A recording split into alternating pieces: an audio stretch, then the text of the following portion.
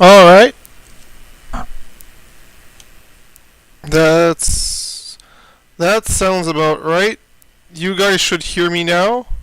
Sorry about the sound boom, but at least now it is a thing. It seems to be up. Alright, great. Alright, so we're off to a we're off to a bad start, but now it seems to be a better start. I hope it is. My YouTube control panel says I'm offline. A bit clippy. Alright. This headset is not the same as usual, but let's. Thank you. I mean, it's my gaming headset, which usually have better mics, but at the same time, I need to adjust stuff. Um, why is it saying that I'm offline when you guys are talking to me and clearly hearing me? So there's that. Thank you, YouTube. If I'm if you're seeing me shake, I'm shaking the okay, so no here, that works fine. It's just that page. Alright, so that's not important. The important part is you guys are seeing, hearing. I hope it's not as clippy as it was. If it is, let me know. If it's too quiet, let me know. I'm trying to actively adjust. We will see what happens. So for tonight, I'm going back to HO scale for tonight again. Not that N scale isn't an option, just that I wanted to. It's fine, Kevin. Let's just play with trains. Got it, Dave. We will. So yeah, tonight we will play with trains, as Dave said, and we will also maybe work on the slot car track. I removed most of it because I wanted to. I wasn't happy with certain things. It felt too crowded in a section and empty in the other section. So that's probably the way we're gonna go. Other than that, I did find another option for camera angles. My phone, I found a wireless app that works directly with Linux. That is not the reason it crashed, by the way. And that we will be able to use that for an extra.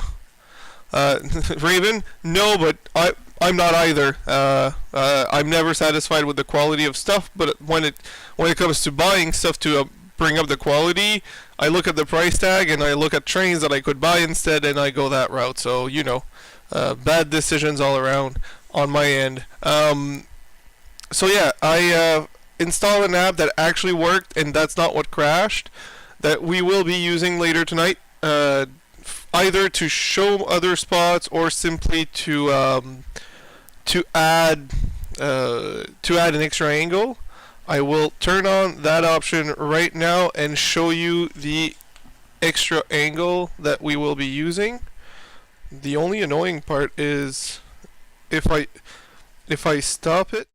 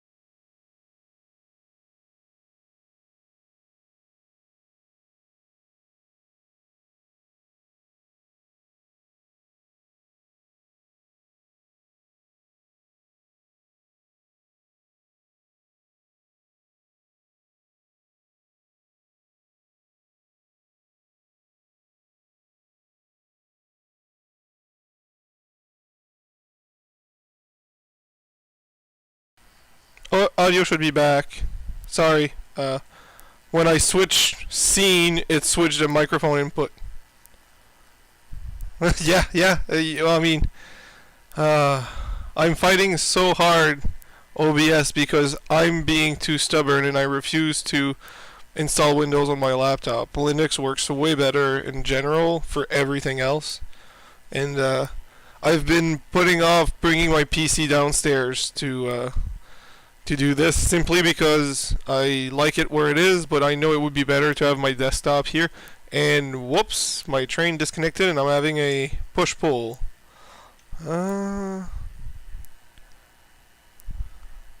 Actually, I'm gonna push it here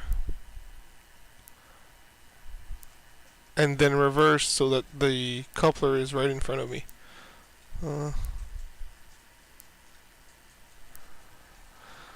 I don't know if Dave has been in the Linux route yet. I'm pretty sure he stayed with Windows for a simplicity reason, which I don't blame him.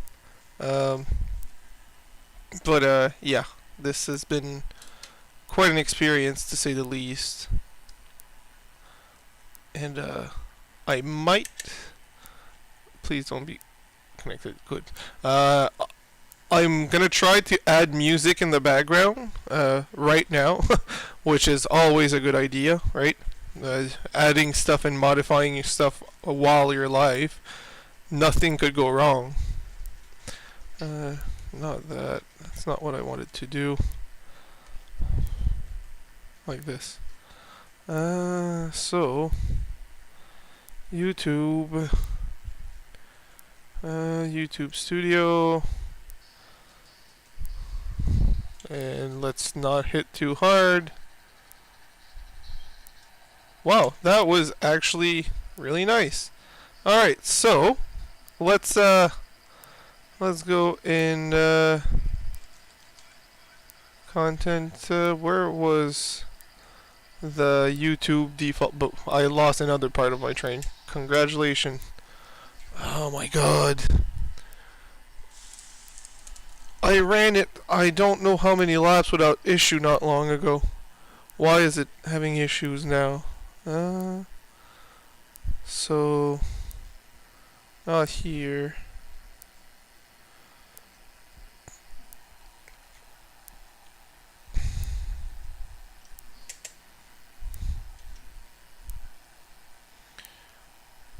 Alright, so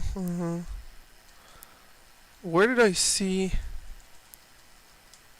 the music options? Oh, whatever. Alright, so let's just keep up with the chat and we will see the music, and let's hope it doesn't end, Raven, unfortunately. Yes, August, hi, by the way. I wasn't happy with the track plan I had, so I took everything apart except the corner that was elevated in the wood part. You see it in the...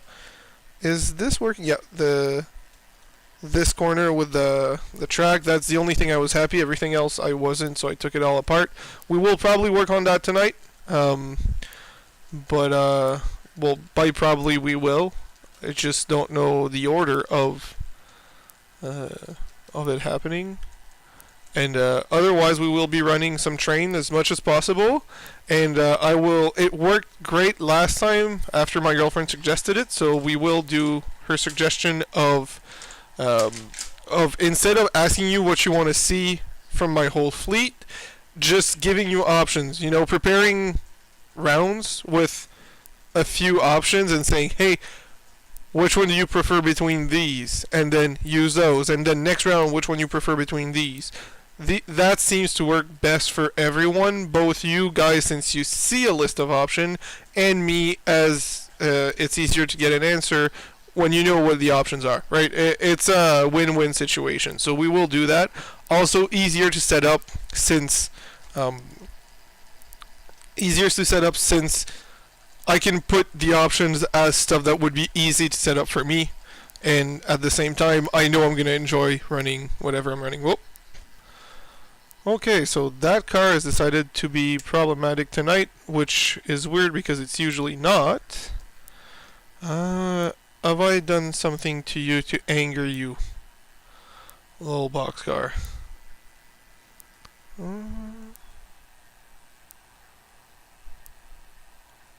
Coupler height's fine. The coupler itself is fine. Why are you the way that you are? So if I go and create, no. Where did I see the option? I saw it so many times. I was like, oh yeah, I'll keep this for later, and I never actually used it. And now that I need it, I cannot find it. My lord.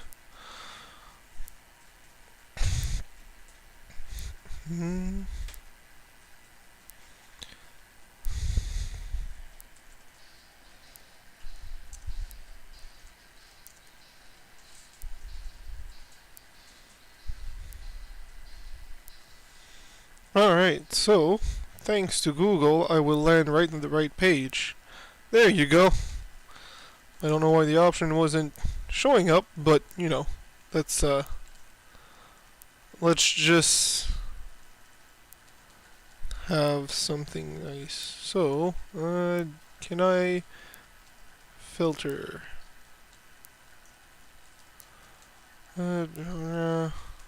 Actually, let's attribution not required so that I don't get copyright striked. And genre, something that would please about everyone. Wow, I am maybe this.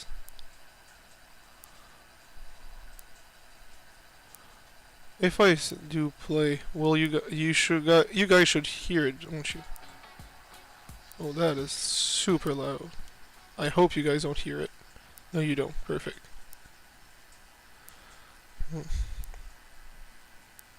No. How is that considered?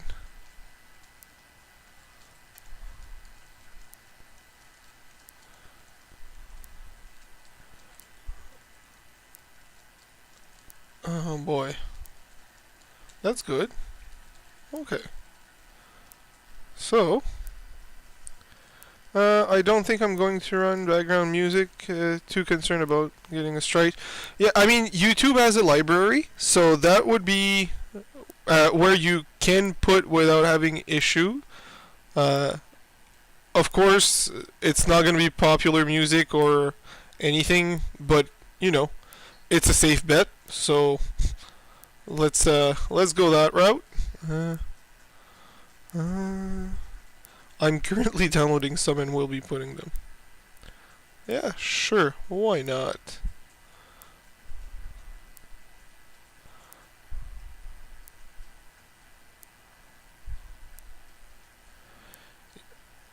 I'm gonna have like 8 songs and it uncoupled again. I'm gonna swap around the boxcars just to see if that's the issue. I don't think it's the issue, but let's just give it a chance.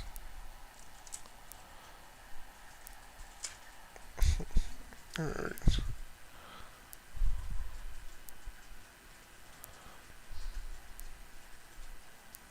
No.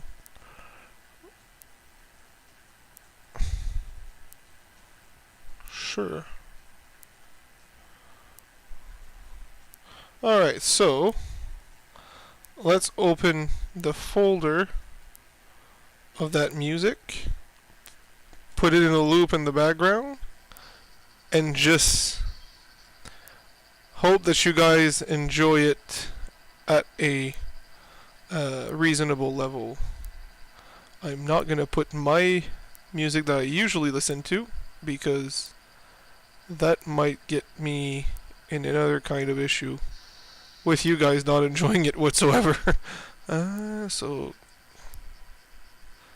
Control X, music, Control Shift N, YouTube, paste, open all.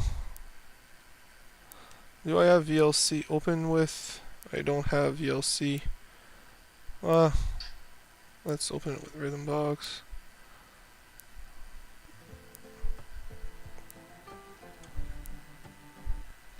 And let's make a playlist. Recently added, maybe. There you go.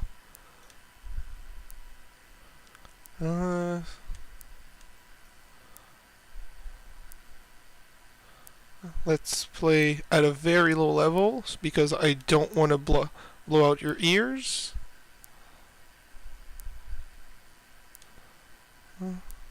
Okay, that's too low there.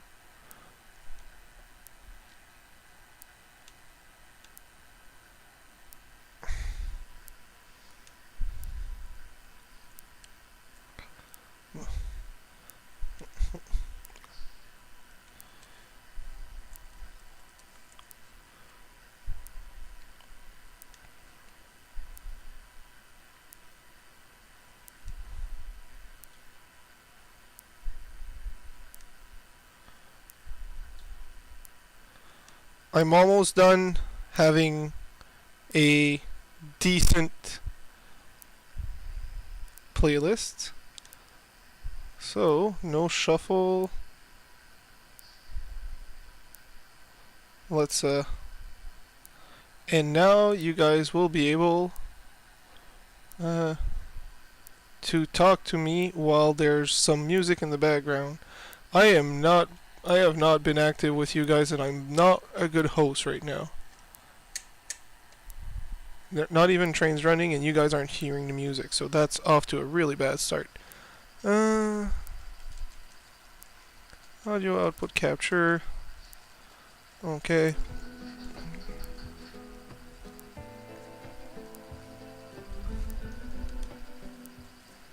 Now, is the music too loud, or is it fine? Because you guys should hear it right now. A small guitar playing in the background. I am really not sure of the levels that you guys are hearing compared to mine.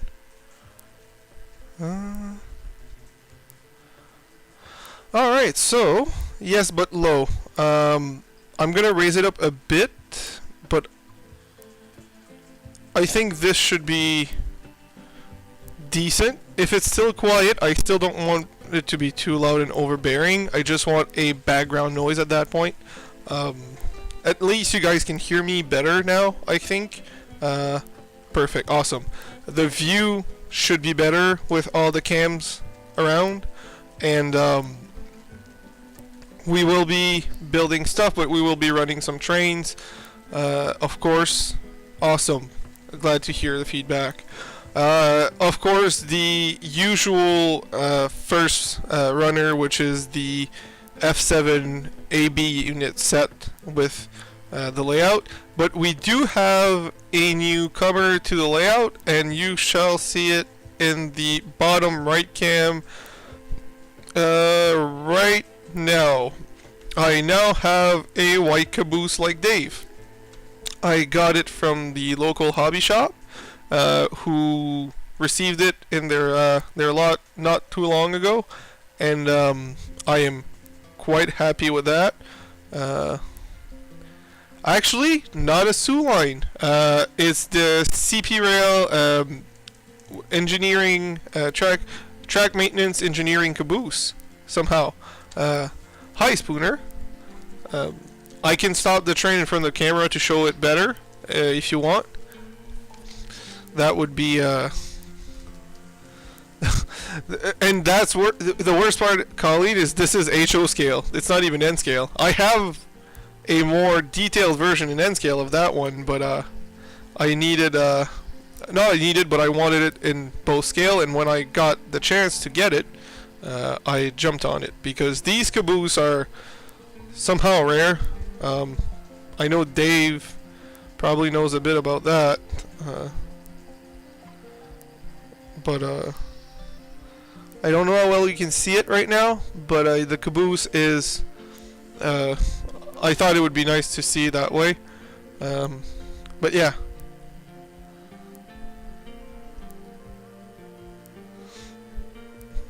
I agree to disagree, August. I like the variety in color. I don't like all the same. I do have the yellow CP rail caboose. I also got from that same hobby shop, but I like the change of colors. I like it colorful, actually. So why is this not working? I don't know, but that's not important. Alright, so let's see if I can bring it back. That's not that. Okay.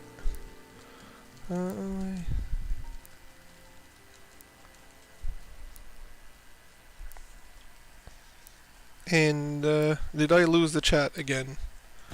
Nope, I did not. That's great.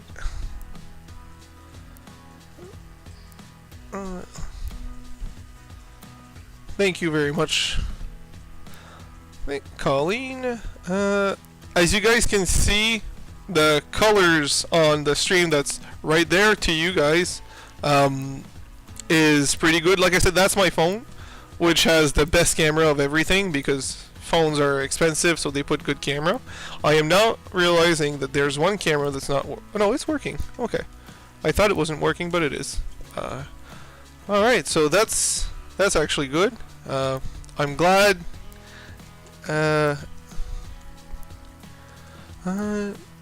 I have at least one blue caboose, and I want to get the NYC Century Jade Green one at least. That sounds great, actually. That sounds like a beautiful caboose. But yeah, we're gonna build some tracks. I will inquire for your guys' opinion because you guys are part of the channel.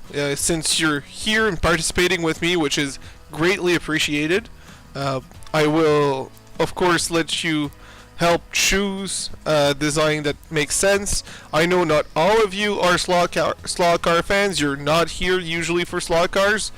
I am aware of that, and I'm not going to shove slot car down your throats. But at the same time, I really do like slot cars. I do believe that streams or videos are more interesting when the host is interested in the subject, which I am. And I do think that while there are other people who have both on their layout, it's still a very small amount of people, and it kind of sets me apart than many model train YouTubers. So that's why I want to keep doing it. But honestly, even if everyone did it, I'd still keep doing it because I enjoy it quite a lot. So that would be the idea behind it. I hope that makes sense for everyone. And if you disagree, let me know. I will absolutely take your feedback. But yeah, so I did do something during the week other than removing my my slot car track. I think you can see it on my phone camera.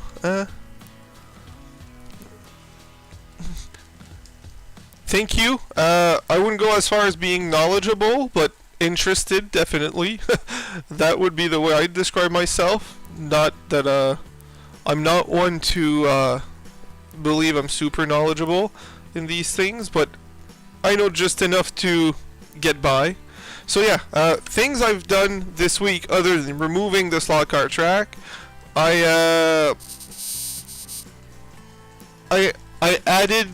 put down some of my track to do a rail yard. You guys, should I move a camera to show you guys? I'm tempted, but at the same time I don't want to give you guys nausea or something. I'm gonna do it. I'm gonna switch. I'm gonna switch off the phone camera so you guys don't get sick while I move it, and then I will bring it where I need to and show you guys the added portion. So, oh, it's not too warm. That's good. I was afraid that it would take too much power to my phone and get it warm, but nope, it's actually good. Alright, so phone camera here. So you guys, actually, I'm seeing more on my phone, but that's different. That's fine. So here, where the locomotive, well, the full train is, there is a few updates. First of all, that track was not there. That's going to be where my passenger station is. The back of the train will actually be hidden in the mountain, but the front of the train will be displayed. And my goal is to have a building where about where that car is, so that the train goes into the building, into the mountain, just so that it blends in properly. That's the idea. I also did something else that I'm proud of, and is here. I added a manual throw turnout switch. Those, I think they're Caboose Industries. I need to go grab the bag again. But those work really great. I'm gonna demonstrate. They lock in the switch in position and let you flip it easily. So I thought that was nice, and it just works great, looks great. I actually flipped the what's in the middle of the switch to that side. Atlas switches are, you can switch the side of that, so that was nice. I also had to replace the switch in the back there because the one in there broke, which I was able to fix later with a piece of rail joiner, but it's not there right now. That's another one I had in here that I use there. And yeah, so that would be most of the progress. Oh, and I finally wired the feeders over there, and they're separate. The feeders in the back, which are over there. I don't know if you guys can see it.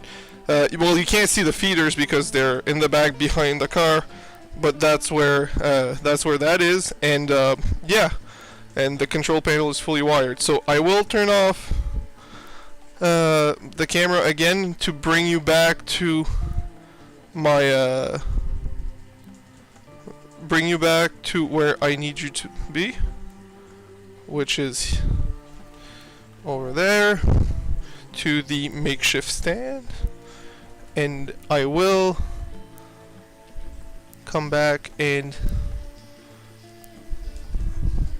turn it on and readjust the positioning of the phone.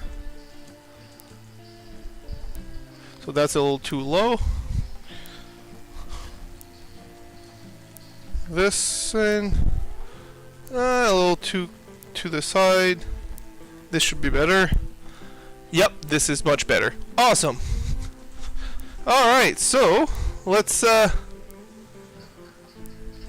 yeah, well, I was looking for a solution for some switches, and I like electronic control for switches when they're far or harder to reach, or simply you don't feel like getting up and going around your layout for them. But the ones in your main yard that's right in front of you, I find it a waste of time and space to have electric switches, and the motors are not cheap. Those manual switch throw thingy were $5 a pop at my hobby shop. So $5 for a more realistic and fun to interact with switch, or $40 to $50 or even $100 plus complicated wiring for an electrical motor for something I could reach. That just made more sense to me. So yeah, that's basically the logic behind that, and I am very happy with it.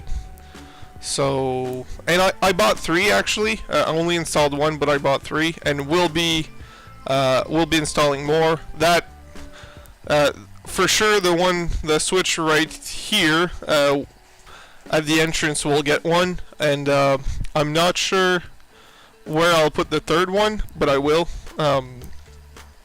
it's not getting ignored. The one more back over there near the engine, that one might become electric because it's going to be harder to reach in the middle of the scenery, but at least this one's going to be as is for now. So yeah, all right. So for the next part of the stream, because we're already 30 minutes in, I will switch the train that's on to the V-Rail. This is not that I don't want you guys to participate or choose, it's that it's already on the track and these are my only 2 DCC trains, so we'll run these 2 first and then we'll be able to switch to DC and run everything else, and that's going to be you guys that's going to choose everything else. So let's first, actually we're going to let that one run and bring the other loco around.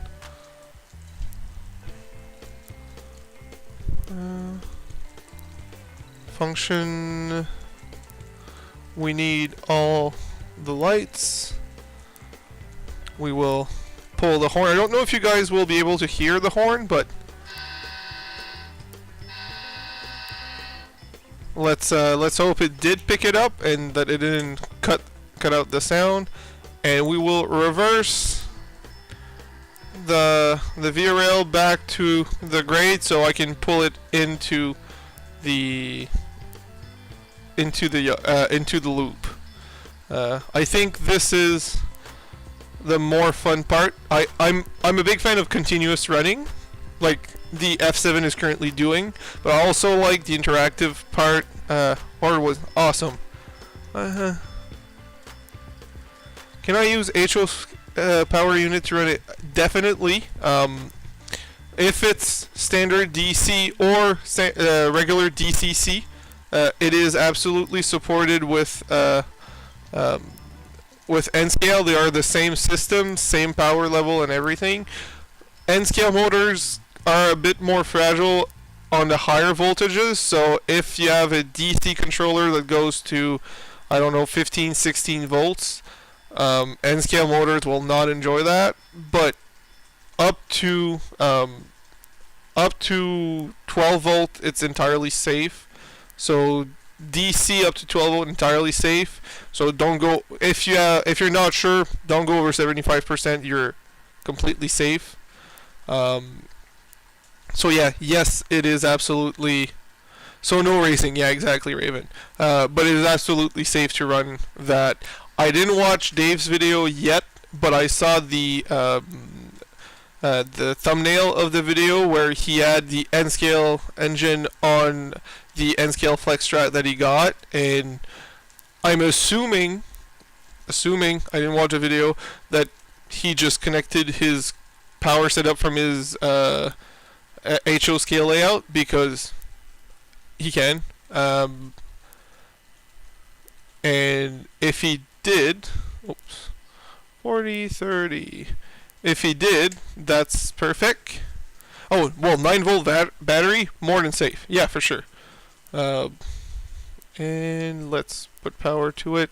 Loco. And we will stop that train past the switch. And about here. There you go. Let's go back to the V-Rail. Let's flip the switches. Oh, I need to power it on if I want the switch to actually flip. Let's move the V-Rail forward. Pulling up the hill. I'm liking the extra camera angle. I know right now the screen is very crowded. I will need to rework that, but at least you guys can see multiple angles, even though it's a little messy, and I think it looks decent. So you can see the V-Rail coming into the inside loop, and as soon as it has passed the switch, which it just did, I will switch to the other loco and back it up so that that one can also clear the switches, and realize that it won't clear the whole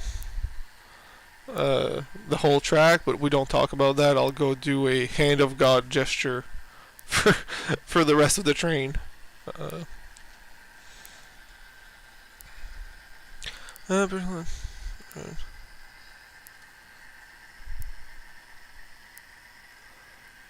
So, Kado controllers are great for sure. I absolutely agree with you, August.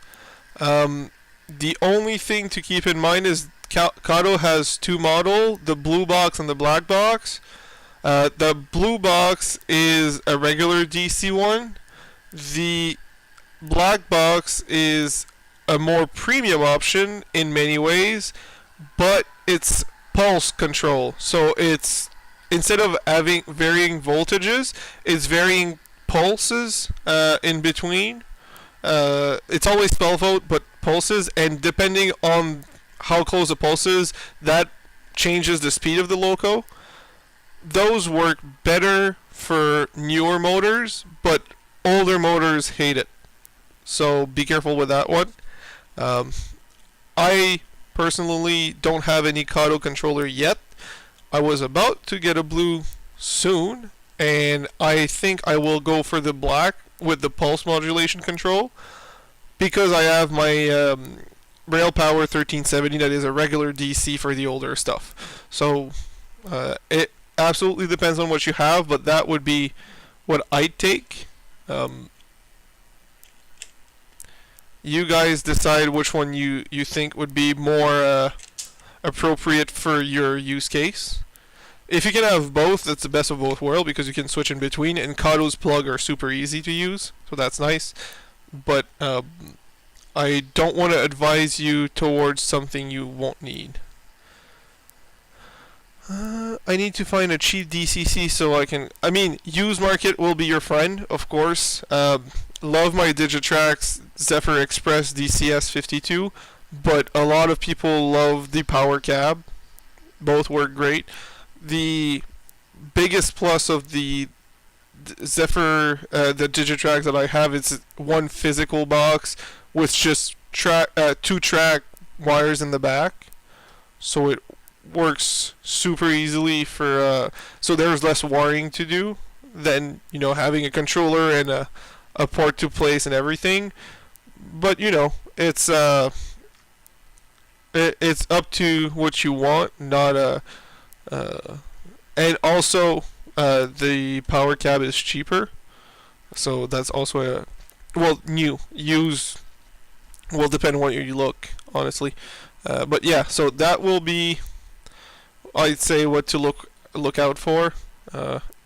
It's really up to you guys what you need. So let's see how far I can push the this train down before I need to split it. I actually wouldn't need to split much. I'm gonna back it up, split it here, and come back. Oh shoot. One too many car down the hill.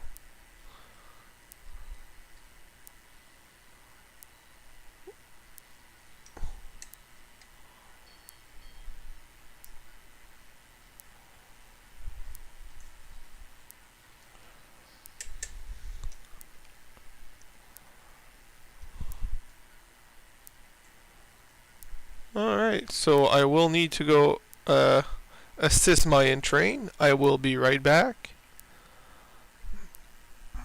I'll be right back.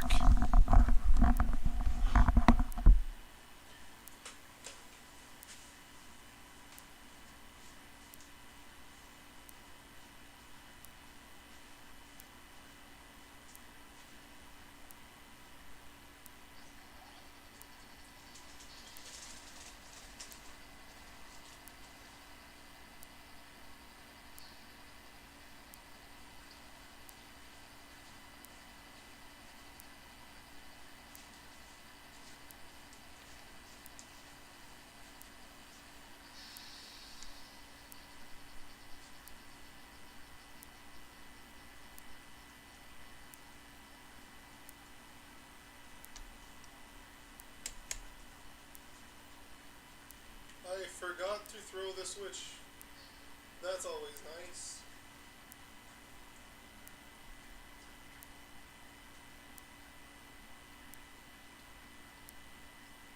Alright, let's stop here. Let's throw the switch this time. And then let's back up.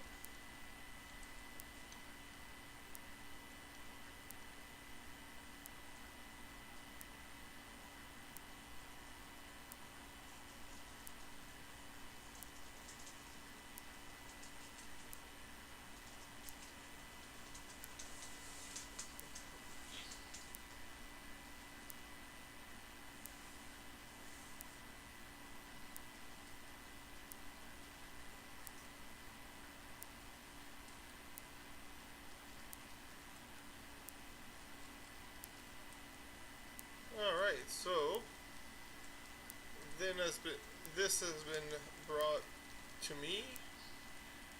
I will go pick up the rest. So we're technically doing some switching right now because I'm like that. I really enjoy, like, I'm not focused enough on switching to build a dedicated just switching layout, but when I need to switch trains, doing some switching like this is quite enjoyable to me. Maybe more than just running it. It's more interactive. I don't want to be thinking about what I'm doing exactly all the time, but I do enjoy the interactions with my trains by doing this. Alright, so let's back up to pick up the cars.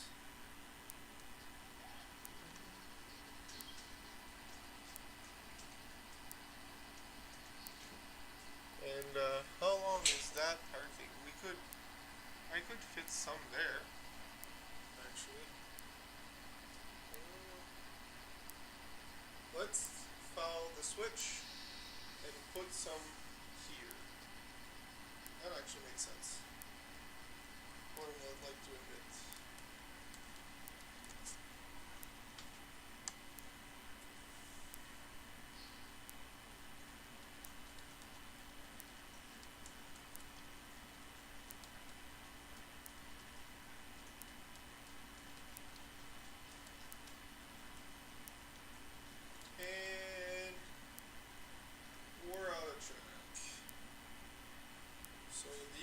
We'll have to go back to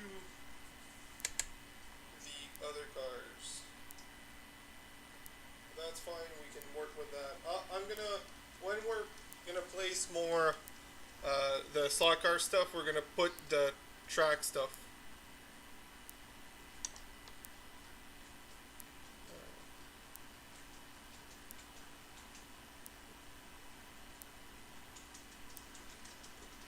Oh, sorry. Sorry about that.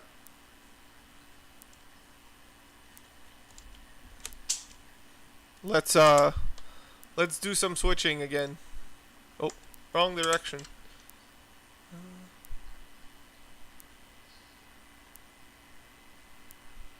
Well, hello Eric.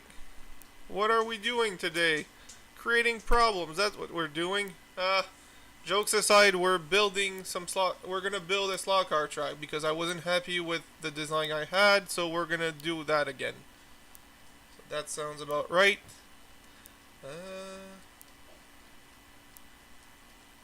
Let's stop that engine here, and let's hope it stops in time because I slammed into it. Yep, it did. And now we can finally run the passenger train without a care in the world.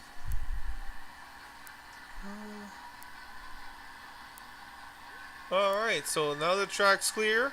The VRL leaves the siding and gets onto the second main, which is the inner loop. And we will enjoy that running while I do some building. Let's see, because it's still accelerating, how fast it's gonna go, and then we might slow it down if it goes too fast. That's pretty much the speed. That's a good speed. Whoop! My bad. Whoops. You guys did not see that. I forgot to throw the switch as per usual.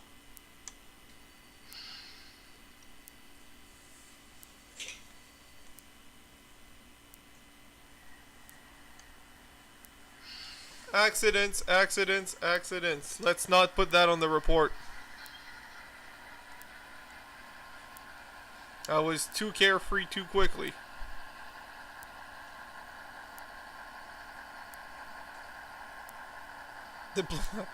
Yeah, that's exactly it. A diplomatic incident. Houston, we got a problem. Yeah, yes we do.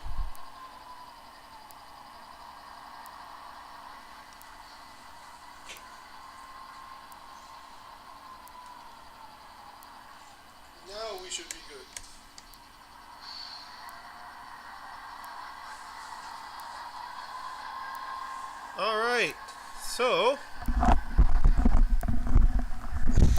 Alright, so let's hope it doesn't crash again through nobody else but my fault. So that's good. All the switches should be good now. I will I might swap position of the two main cameras because I believe the top camera should be at the bottom because it's a more... You saw nothing, yeah.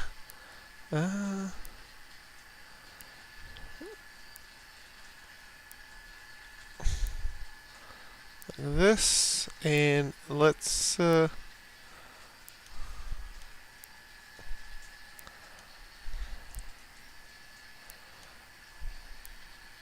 this, and let's move that one up to here. I think this makes more sense. I don't know what you guys think, but I think this was yeah, it's a dispatcher's error, not mine, exactly.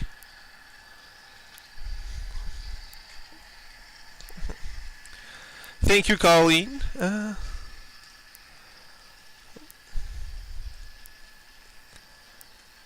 Hi, Russ. So, I might have a good news for you, Colleen. It's still expensive, but less expensive than what you currently are seeing. I saw that Kato is re-releasing a batch of P42s for N-Scale, including a V-Rail similar to mine. So, if you are looking for it, I know it's a thing. And since it's the most recent batch, it's available at retailers, it's going to be cheaper than the used ones on eBay right now. P42 N scale.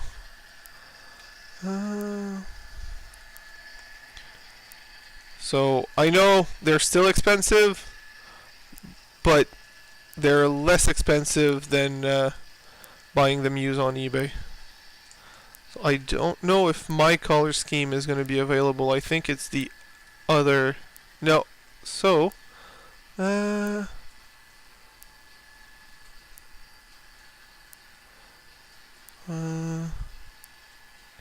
is this the proper release that I'm looking at?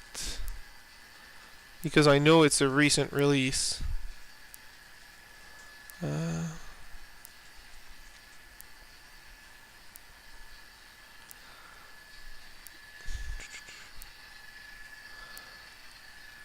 I don't think the V-Rail model is out yet. I think they just announced it. But it is a thing.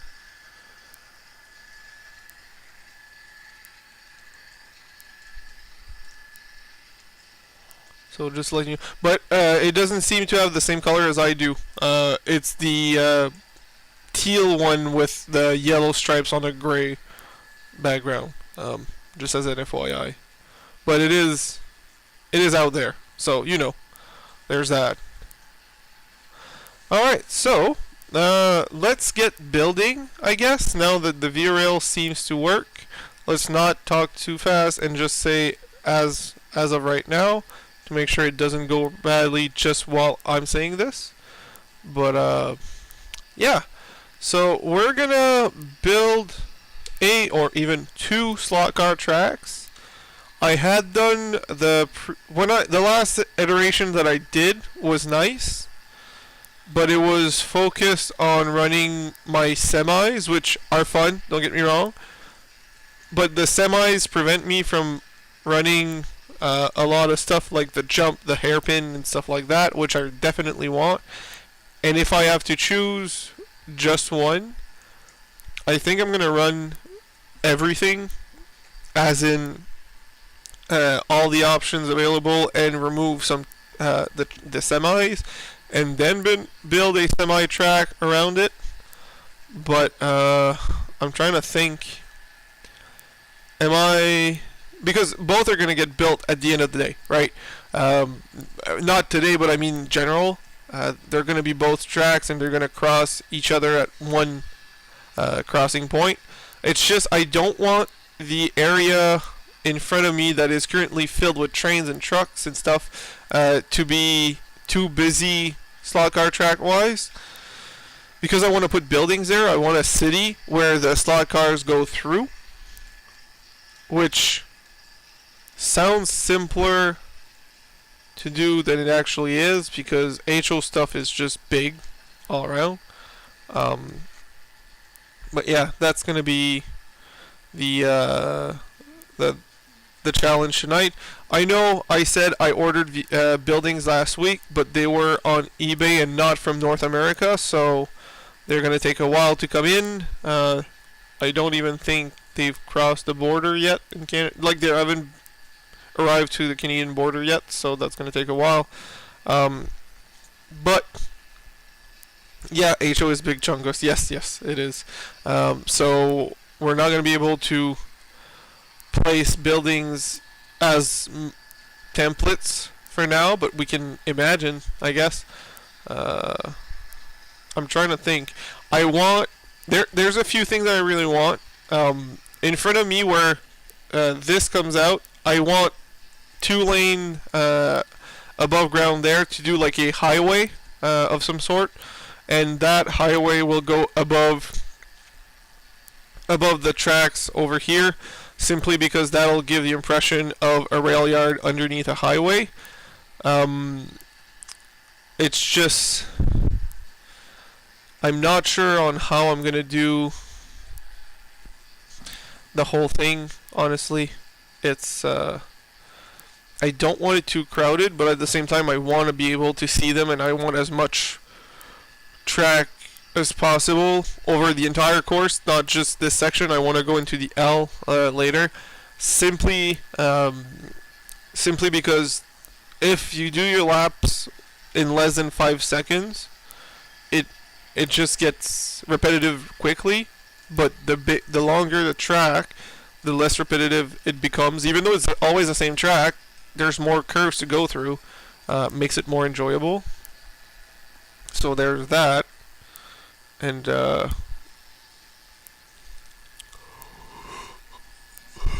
than that, what am I? So yeah. So let's get building, I guess. I'm just thinking what would be the optimal starting point.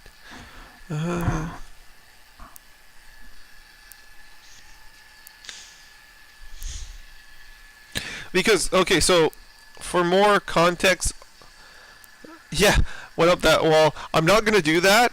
It would be cool, and technically the magnets are strong enough to go up the wall. So it does sound like a fun idea, but we're not going to do that, and especially not tonight, because I don't have enough tracks to do that. But where there's a fountain at the back, yeah,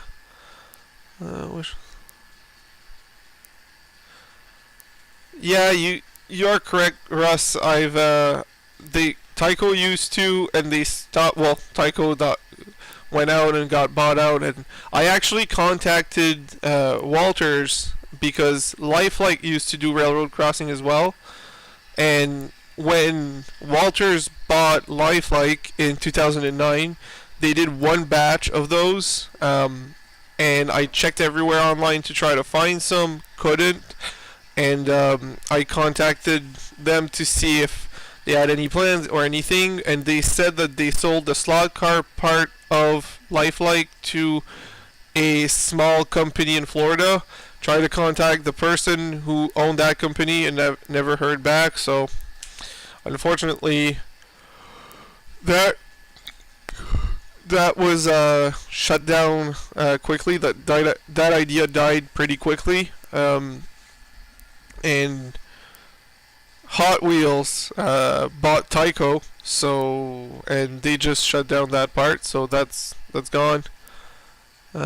Spooner, yes, you should. I don't see. There's no bad reason. There's nothing wrong. Nothing could go wrong from just streaming your trains. When depending on the time zones you are and the type of stream you do when you stream your trains, there's the viewership will change. But no matter what, like even if you only get one or two people at a time and just come in and out because it's just a looking at the trains going or something, you'll still get some views and you will get the enjoyment of running your trains, but you will be sharing that enjoyment to whoever joins in. So I'd say absolutely go for it. There's no reason not to. The viewership will absolutely. Oh, I lost a car. That is not a common thing with this. Well, it seems to be a common theme tonight, but that's not a common theme usually, especially not with that train. So we will go pick it up, hoping it's not derailed.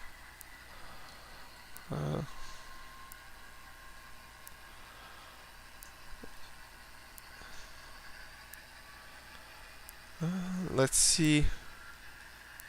I don't want to accelerate too much because I set a long acceleration and deceleration on this train, and I don't want to ram into my passenger cars.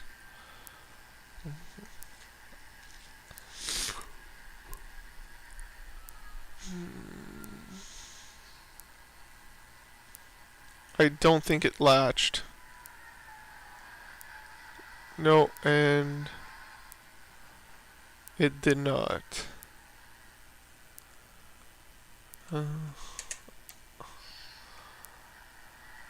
I will actually slam it a little bit in, not too hard, but just hard enough so that it clips. And if it doesn't, I'll just push the car here. I don't think that's going to be hard enough. No, that was not hard enough at all. Alright, let's just push it here and just couple them together here.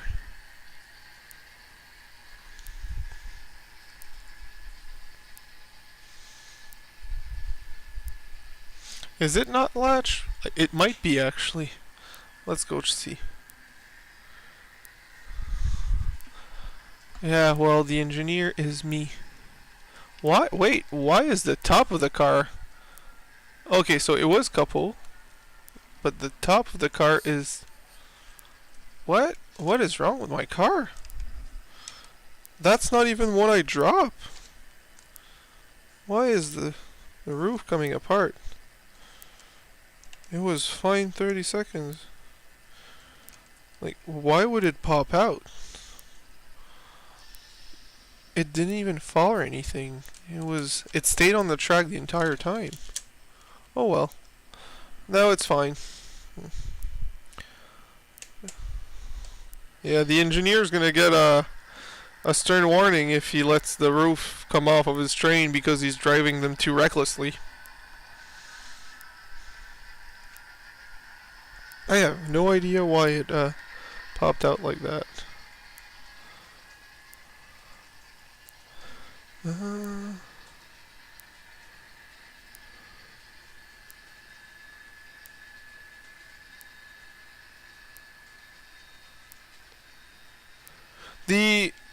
My only recommendation So far, a steady schedule seems to work for both people in like as viewers, and also the YouTube algorithm.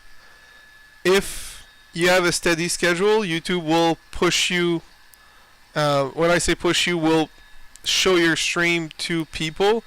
More like YouTube is more likely to show that your stream is up if you're consistent on your schedule, and B, you you schedule it in advance. It will help if you don't crash your stream at the beginning, like I've done twice now. That is a big plus usually, but that is entirely my fault. Well, yes and no. OBS being buggy is not my fault, but you know, I'm not gonna blame YouTube because I chose to use OBS. They're not forcing me. But yes, having a steady schedule and putting a what do I say, a schedule stream where you get a pop-up where, hey, gonna be live at a certain time, helps a lot with viewership. Both for, like I said, YouTube pushes it, and people will see it on their screen and know, oh, okay, well, if I want to watch it, I need to be there at that time. So there's a few pluses to doing that. That would be my two biggest recommendation. Otherwise, that would be pretty much have fun and just enjoy doing it. Also, speaking of YouTube, August last stream you had asked me to put a way to contact me. I created an email account and I added it to my description. So if you want to get in contact with me, and that email is connected to my phone. So just to let you know, and it's not just you, August. Anyone on the stream, if they want to message me for any questions or suggestion or whatever, my email is now in my description of my channel. So if you want to, that's always an option. Yes, the tags are helpful. They're helpful and not. There are some nights where I don't put any, and some nights I do, and I haven't seen a change in viewership because of that. I mean, you should always put them to make sure it helps for discovery, but it doesn't. It's better for discovery, but not for recurring viewership, which is, I think, more rewarding personally. If I'm interesting enough that you guys come back, that means I'm doing a great job at presenting the hobby and doing a stream. If it's just new people dropping in and leaving right after, you're just there and good at the algorithm, right? It's not you that's good, it's just you know how to trick the algorithm. I prefer having you guys returning viewers. I'd rather have a smaller crew of you guys being returning viewers over a big viewership, but never the same people. I'll put it that simple. Let's manually move the cars that go behind the F unit, just because I want them out of the yard so I can work over there without risking anything. Not that I don't care about the E unit and those cars that we will run tonight, by the way. Just not yet because I'm still on DCC, and I don't know about you guys, but I do really enjoy this train that's running. I know a few of you did mention that you really like that engine or that train, but I don't know how common that feeling is among you guys, but I personally really like it. Yeah, that should be forward enough. Yeah, exactly. A regular crew is always more fun.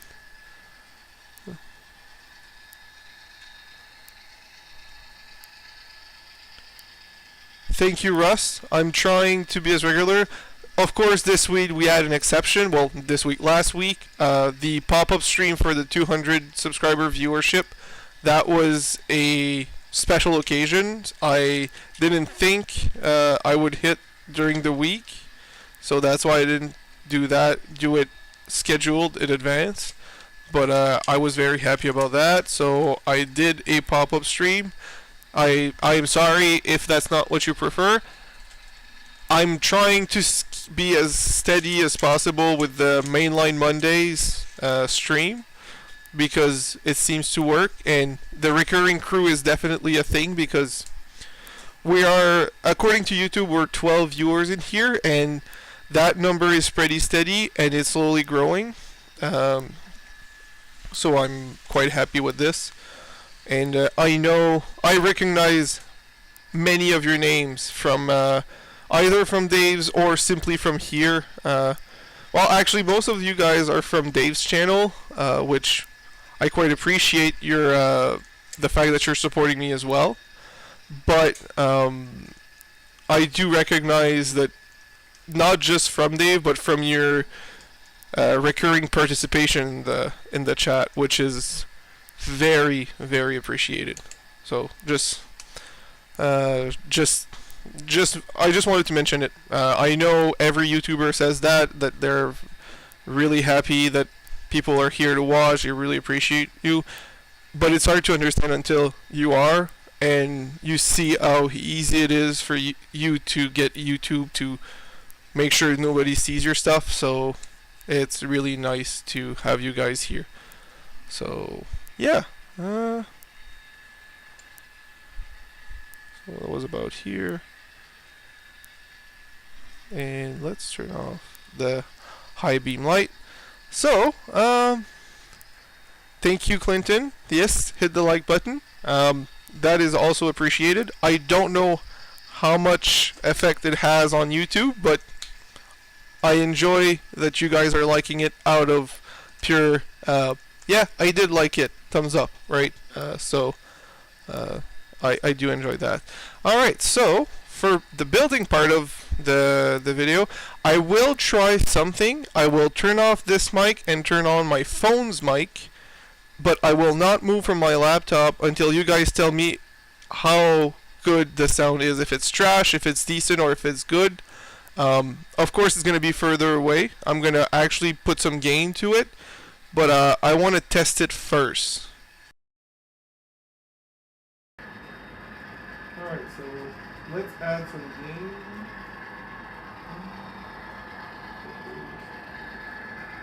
Audio filters.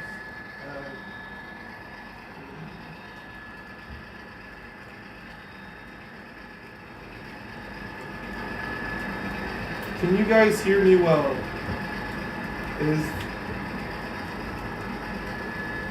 Does this make sense for sound? I am now realizing the music stopped a while back. I will be putting that back in the background. But how is that for sound? Can't hear. Alright. Tunnel sound. Alright, not doing that. Alright, so we're gonna figure out another way and use my my headset and come back to it more often. I'm gonna put the music back because that's gonna help for the silence, and I will go and start building. I do agree that the headset is miles ahead. I had an extension for this headset. Where did I put that? Oh my god, it's been months. Where did I put that extension? If I can find it, I could keep it while working on the layout. That would be optimal for every single one of us.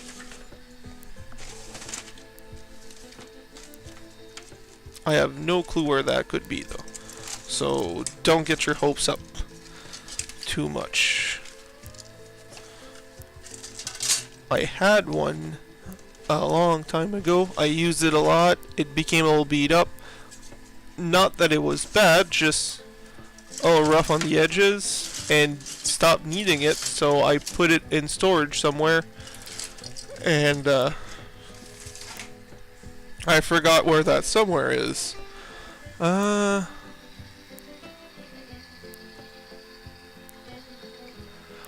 Clinton, right now I'm back on the headset.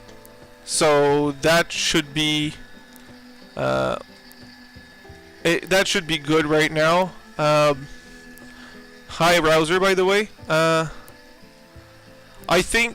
mean browser, that's perfectly fine. That's what I usually expect people to do. I appreciate all the interactions in the chat, but I wouldn't blame anyone for doing exactly that. I think half the time, if not most of the time, when I watch a YouTube streams, I'm just in and out for chat and actually just working on my stuff or enjoying something else at the same time. Nothing wrong with whoever is a creator when I do this. Their content is great. I wouldn't be there if I wasn't enjoying it. I just prefer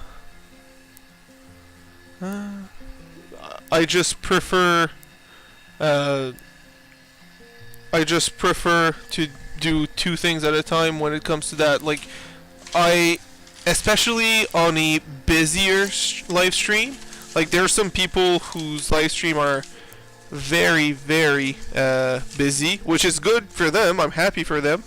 Just it's hard to communicate with these people, and or simply you're quickly off topic because the conversation goes so fast. So instead of trying to fight my way in, I'm letting other people enjoy it to the fullest, and I just enjoy it as a background thing.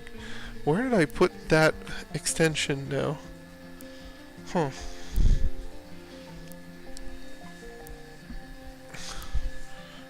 Oh, I might have an idea. I'll be right back. Enjoy the train and yell at me if something derails.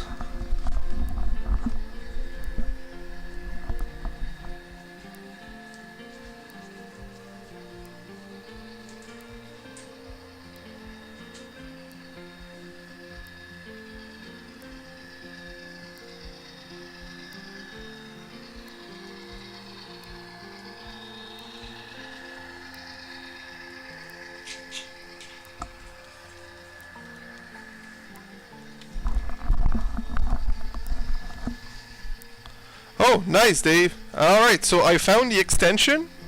Let's hope it works fine, and let's hope it doesn't give me issue while I switch to the extension. So, headphone is there and there. Let's prevent confusion that way. Which one's the microphone? This is microphone. So, there will be no sound for about a few seconds. I'll be right back.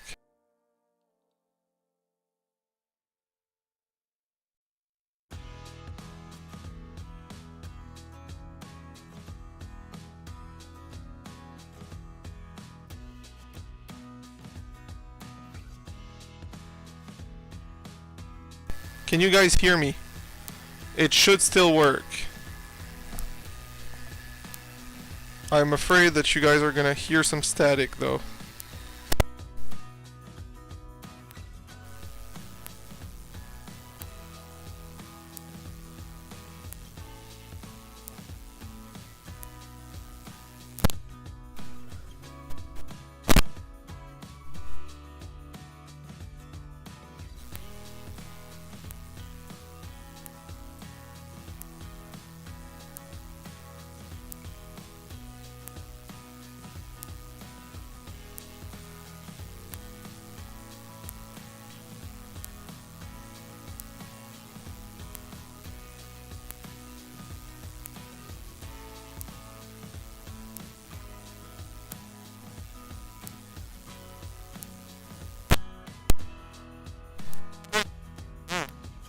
What is happening? So microphone into how did I confuse this? Microphone into microphone. And now headphones into headphones.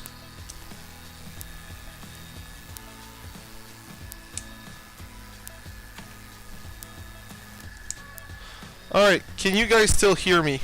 Is the real question. And is there any echo or feedback or anything?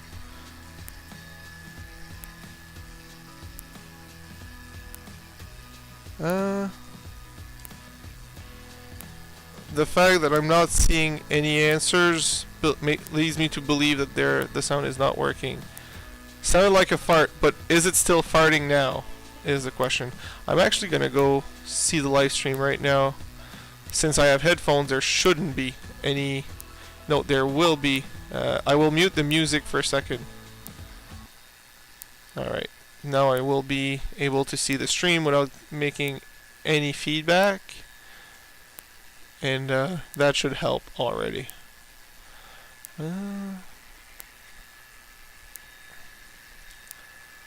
Wow, there are a lot of live streams on YouTube right now. What is it with Mondays? Not quite a hiss, not quite static, middle of annoying. Oh boy, that's not looking great. Oh boy. Is the extension going bad? Because that is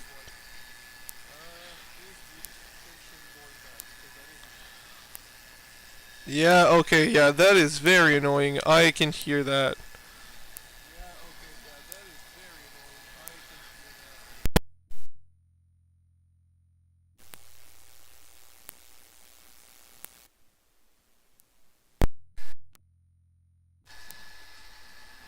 So,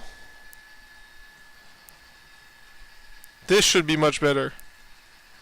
A little louder, but much better.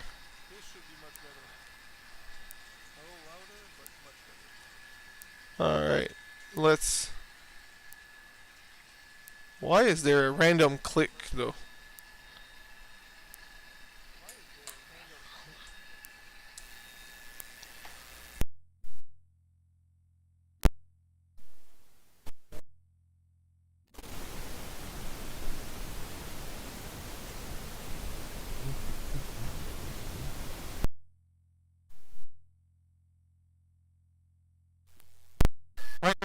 Microphone, headphone into headphone.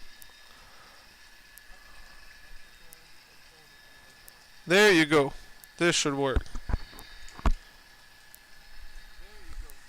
I hear you hiss and pop. Yeah, I'm hearing the hiss as well, and I'm not sure why.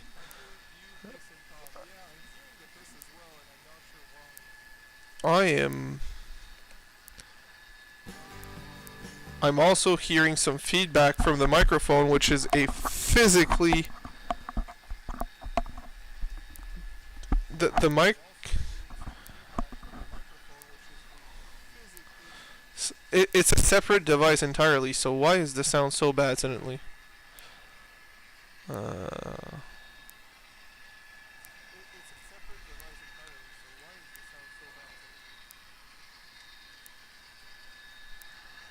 I'm gonna mute the train and see if the background noise...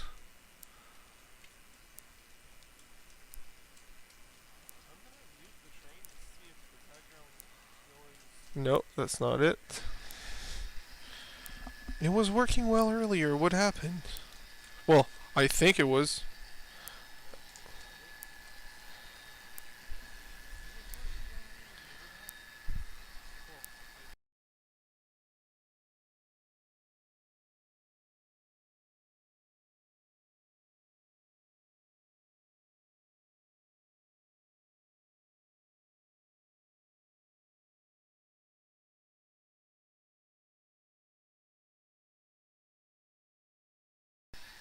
Alright, so update the situation. The click is not from my headset, but from the sound card of the laptop. I will...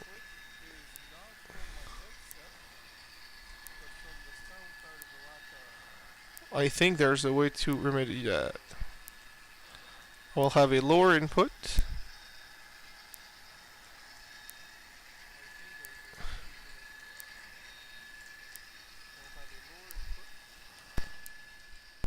Now you guys probably can't hear me.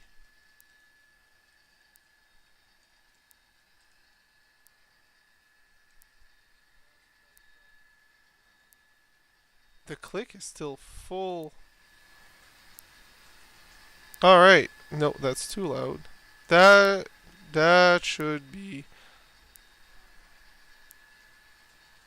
Why is it clicking and hissing?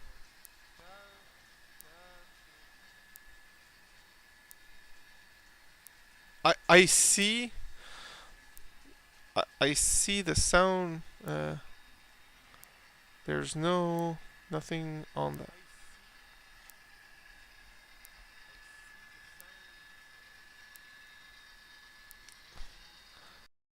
So right now it sounds bad. I am aware, but I'll go back to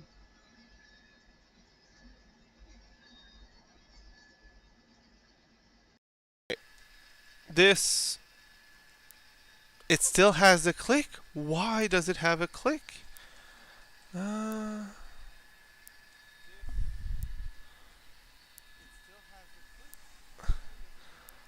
I'm. We're gonna enjoy the stream, even though. Yes, my current logo is sound, but unfortunately for you, that's not the click. Um, so, so what I'm gonna do is try to enjoy the stream and lower my volume on my side, so that you guys aren't stuck hearing this.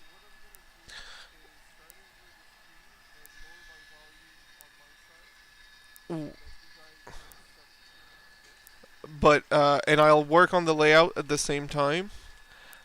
Unfortunately, I will have to change my computer and use my desktop instead because this is unacceptable. Oh, oh, oh, oh.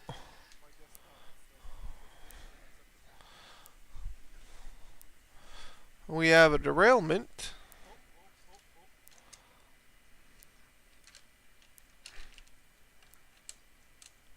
Those those random derailments always puzzle me because it does 10 laps perfectly fine and then one random lap just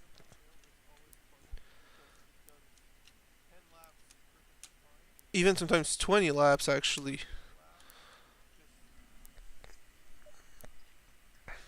But yeah, let's let's hope it lasts another 20 lap.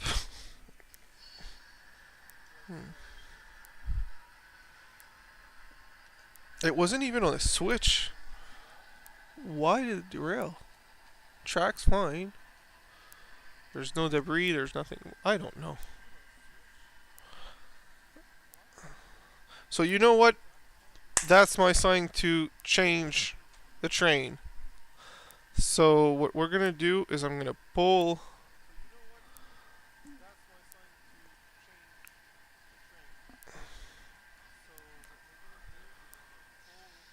I'm gonna pull the CN, not the CN, the V-rail out of the track. I am so sorry for the clicking, guys. I don't know what to tell you.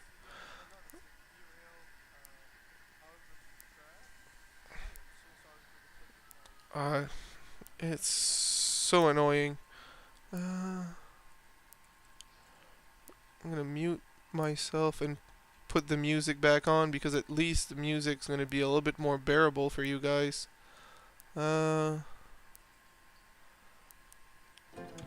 At least the music should cover a part of the click. Uh,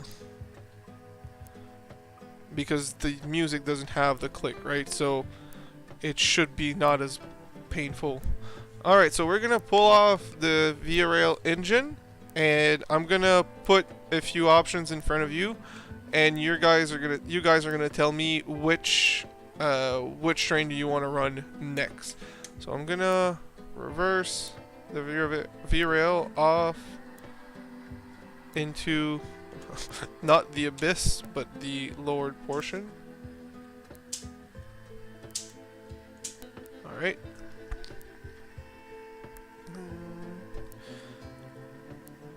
I feel so bad for you guys. That click is very annoying and It has something to do with the mixer itself, because if I listen to my audio from my computer itself, there's no click. But if I listen to the mixer from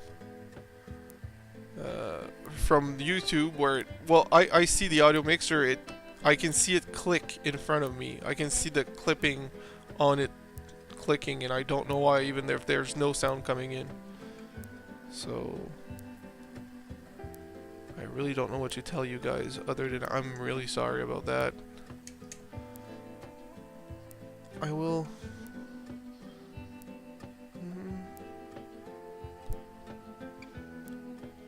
Is there a way to completely delete my input? I'm not gonna be able to be heard for a little while, and I'll be right back.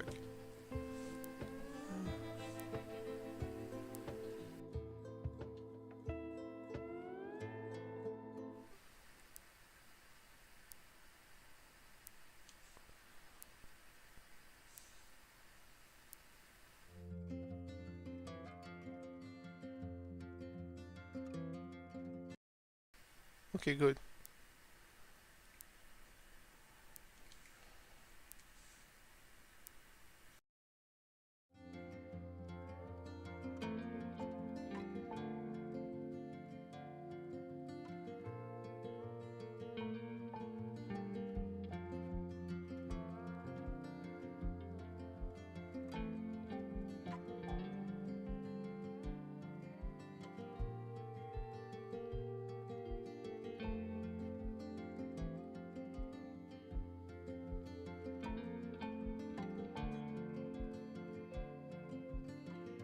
Default, no, it's gonna be built-in audio.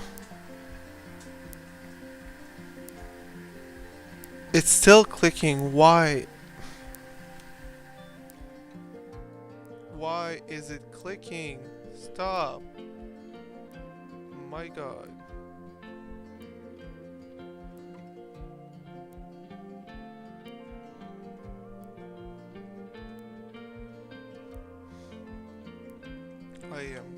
I'm just feeling bad at this point.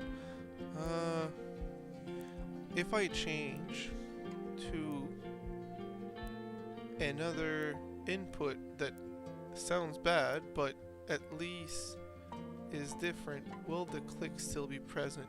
That's the real question. Let's reopen the live stream online and hear back what you guys are hearing, so that it's an equivalent experience. And then we will see if that is comparable.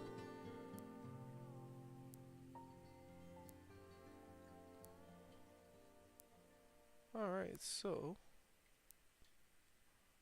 perfect. I will turn off the music again to avoid any feedback. And then we will turn on this just to make sure I can hear you guys. And I will now switch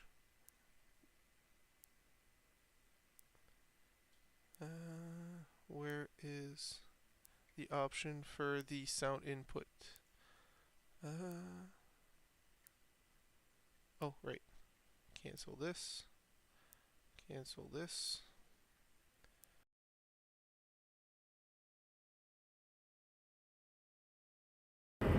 Alright, so let's see how unfortunately bad this sounds. Wow, I can't hear it. It sounds like I'm in the bathroom, so that's awful. That is very bad.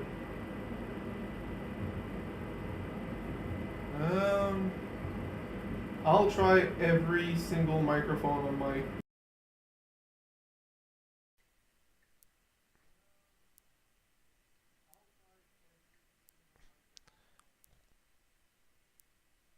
Alright, so let's try a web sound.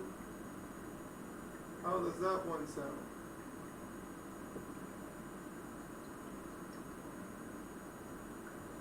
Okay, that's an electrical buzz that is all full. Properties. And let's see how that one sounds. I am feeling sorry for you guys. Wow, that one's not that bad.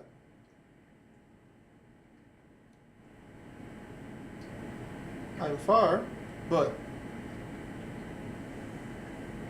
I raised the volume because I was far away. That's this.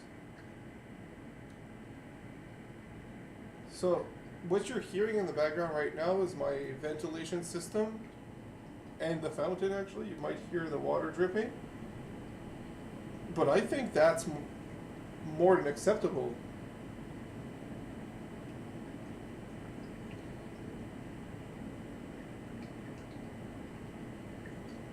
What do you guys think? Is this better with the fan sound if I put music on? Simply because there's no clicking, or would you rather the clearer sound without clicking?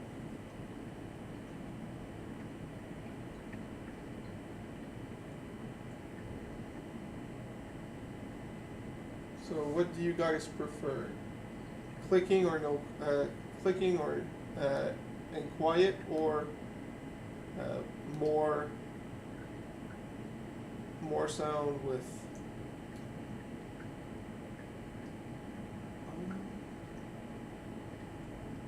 Alright, so let's bring the music back on. Very quiet. Ah, shoot, that's what I was afraid of. If I go any louder, though, you guys will hear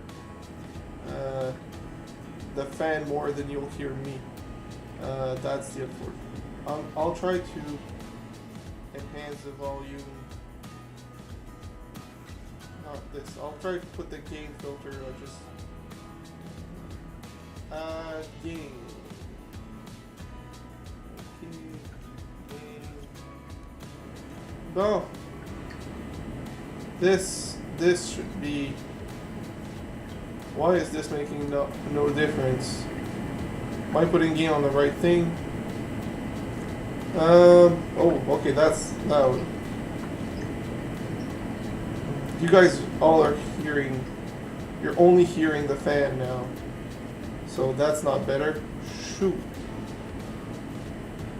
my bad. I am not gonna win this, so I guess I will need a different microphone now. That is no longer an option. I cannot keep doing YouTube seriously if I don't have a better microphone. So that is the harsh truth. The harsh truth. I mean, no, the fan is way too loud. The harsh truth. I mean, you guys, that is not okay. So, no, that we will have to go back to the clicking mic.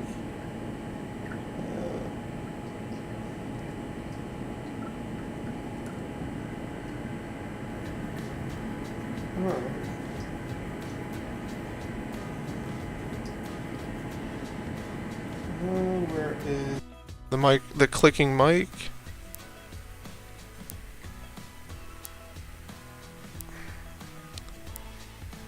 That is so annoying.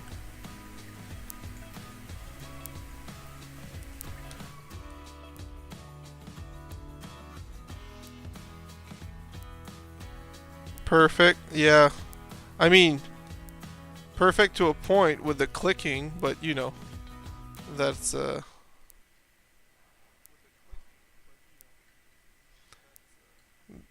about as good as it's gonna get. So at least you'll have the music in the background. I will be in and out, and I will mute myself so that you guys don't don't hear clicking on it, so that's gonna help. And yeah, alright, so let's finally change train, because I just had a wreck there, and we will finally enjoy that. So since you guys are all suffering for me, I will show a few options of engines. It's going to be a 6-axle diesel for freight, the first one. I will put them somewhere that is visible for you guys. And yes, it's DC. Which camera angle could be clear for the view? I guess the top one over there. I will go place these locomotives on the other side of the layout so that you guys can see it, and be right back. So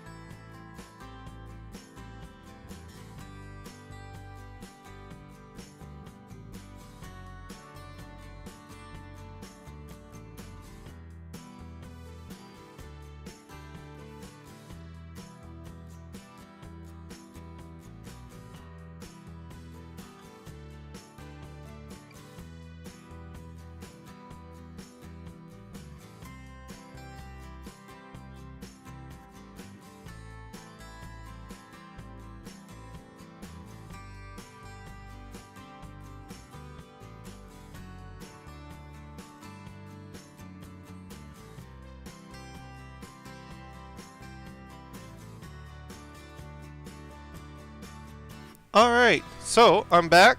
I have placed.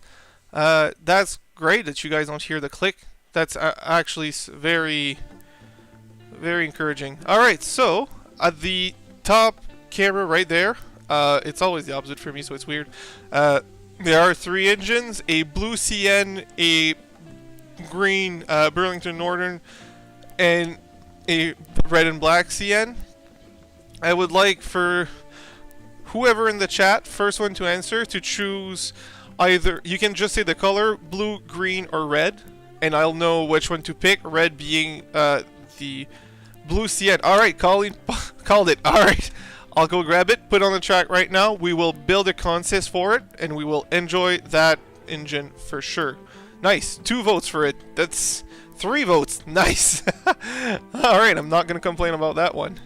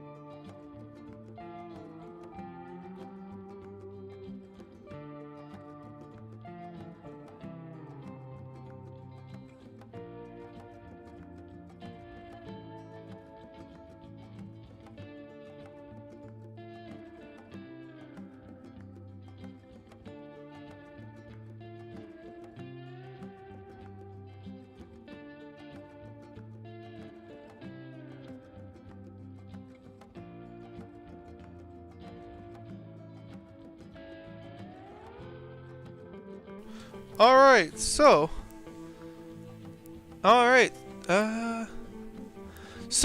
I have actually some information for you, Colleen.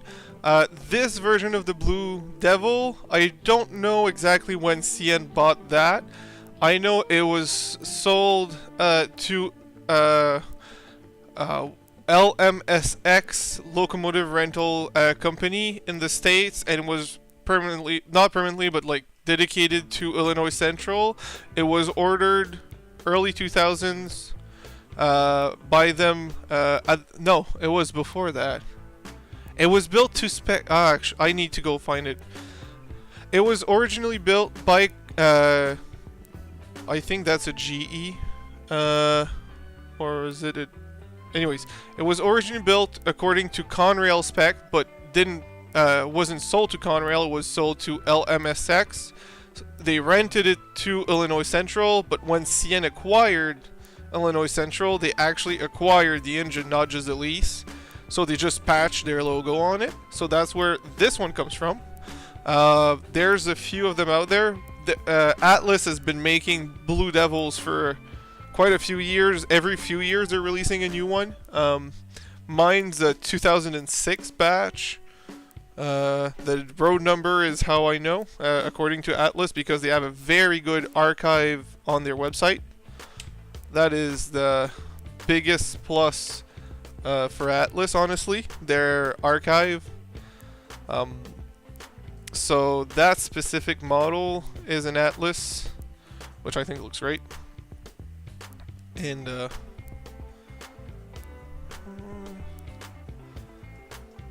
but yes, this specific one is used to be owned by LMSX. You can't really see it well from this camera, but it says LMSX on the front end and in the back actually, and it has the CN logo and the IC logo on its side. Now let's build a fun consist for this engine. Alright, so because it's a modern engine, we will put some modern freight with a lot of big cars. First off, my most popular, which is a container car, which has multiple different names and I never know which one's the proper one to use. I've seen a well car, a not a piggyback, those are for trailers, but a husky stack. I'm not sure what the difference is in between, so I don't know which one that is. I will use this one, but also I have another high cube boxcar somewhere. Where is... oh, right there. I have two more. One long, one short. We'll use the two longs first because why not? I will put that way. Let's move it forward a bit. This, and then let's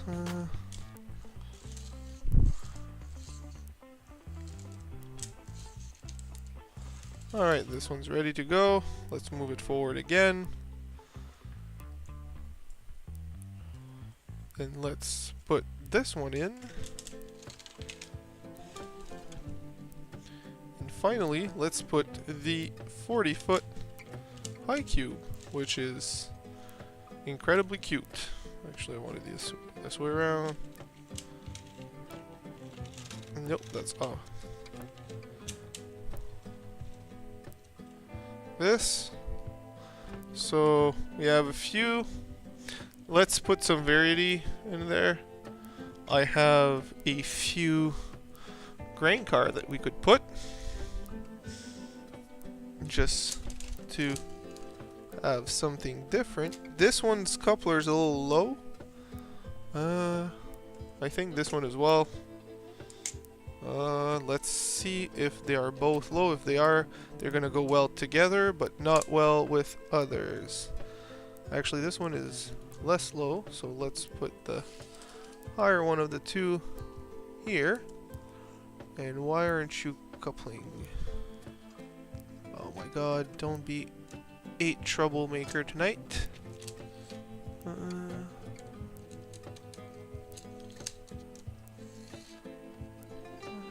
This is matching heights, and let's put a few more cars because why not? I have let's put a boxcar or two or three. Oh, I could put that. That could be interesting.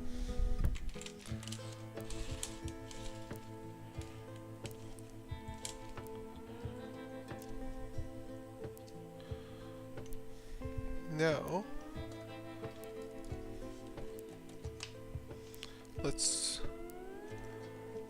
make it a quite long and interesting train. I have a BC rail here. That's very nice.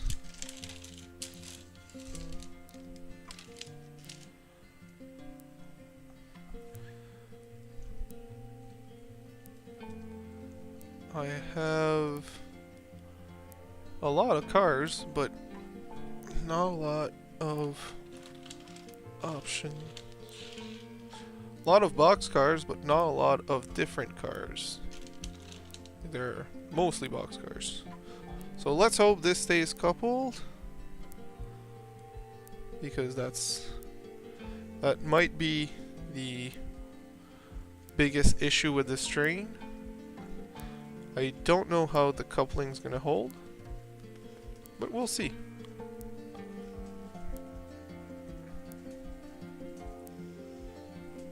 It looks quite nice. I'm enjoying this. So you may have noticed that the camera up top, right there, is gotten darker. It's because it's gotten darker outside, and that camera does not adapt for whatever reason. No matter how much effort I put in the lighting, it doesn't seem to enjoy anything. That's my nicer Nexigo, which shouldn't have that issue. I heard a derailment. That is not good. Where did it derail?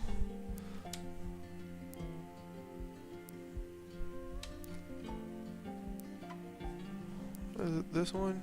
Yep, that's this one.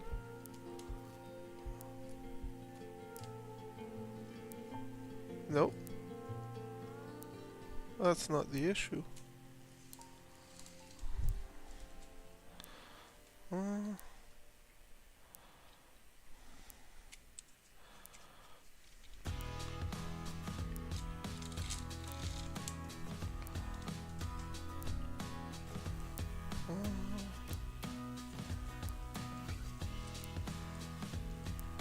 Why is it stuck? Oh, the last car really went... Oh, the two last cars really went off the rail. Alright, that is...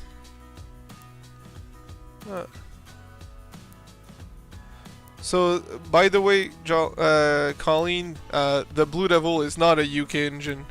I think he's thinking about another different engine. This one is not an England engine. So I'll be right back.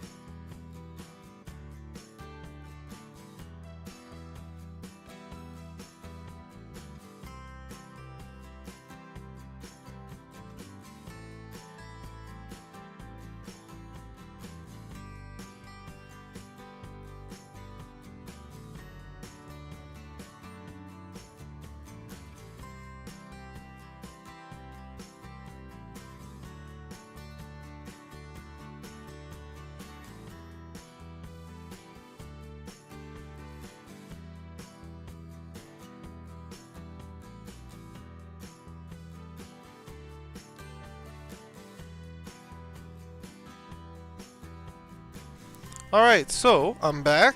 I think Clintonville, the problem is we were thinking of different engines. If Colleen was talking about my CN Blue Devil, this is 1000% North American, but if you're talking about a different engine that's not this CN Blue Devil, then I have no clue which one you're talking about, honestly. Just as an FYI. But yeah, that's I think that's where we're confused. So I'm not sure in the real world how they attach. I know they have little latches, but I don't know if that's what's actually holding it there. There, I believe, like, yeah, the interlocks, there's pin-at lines and I think locks. I'm not sure. I don't have one with me. But there are ways to I'm not sure what you're talking about when you say hush hush, honestly. Because I know the Blue Goose was also a North American train. Blue Devil, I know the CN Blue Devil, which is this one, but I'm not sure of the other one, Clinton.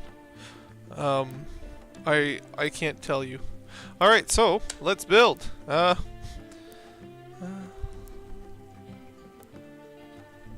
Steam engine looked like a BRK. See, I don't know them enough. Honestly, it really depends on which one Colleen was talking about. I am not even aware of that one existing. I don't know UK engines enough to have a description or information on it. Honestly. Alright, so let's build. Let's see what we can do tonight for a slot car track. I think we can do something. We just need to put our minds together and design something that makes sense.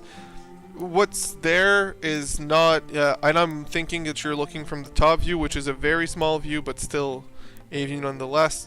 This turnaround is not installed, it's not set up, it's not anything permanent.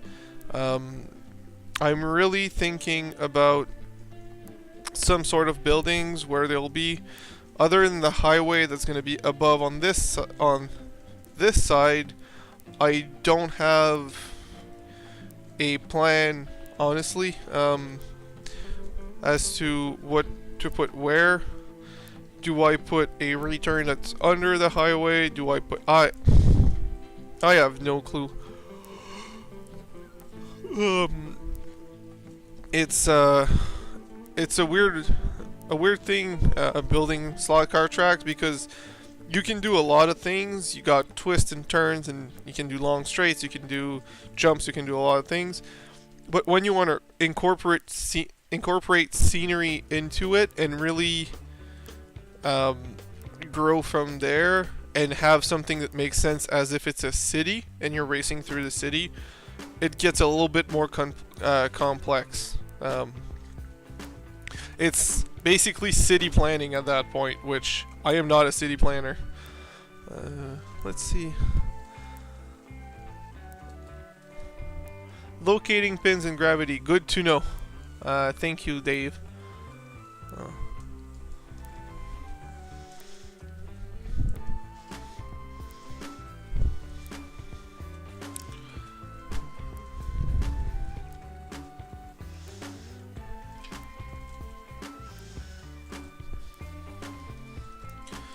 What can I do for the track?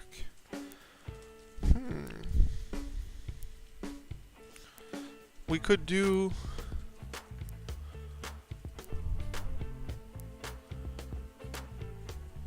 I could turn around the jump, which you guys can't see me, but let's will you guys see my hand? The jump at the back, which you guys can't really see in any angle right now. If I turn it around and make the people jump towards the layout, I could have something decent there. Have the turnaround go on the extension, and then under do a helix, because helix are funds for car, and have that fly back towards the highway area, I guess. I also want something in the mountain where well, there's no mountain now, but where the fountain is, there will be a mountain and a tunnel on the tracks to go over that area.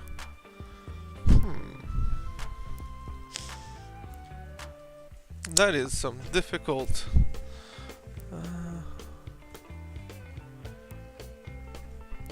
Yeah, that's interesting. Colleen, mighty ships and whatnot. I used to watch How It's Made on there a few years back. I haven't watched TV, like proper TV, in a long time. Quite a few years, actually. With all these streaming services, TV with ads is not exactly interesting or advantageous. Plus, at the price of streaming services now, which comes to the same price as regular TV, you gotta pick one, and I picked streaming. So that's where I stand on that. There's no good or bad. It's just I prefer that one. Alright, so I want to add the center beam to the train because that's going to be a little different. I don't know if you guys can see it. But we will add a center beam to this train.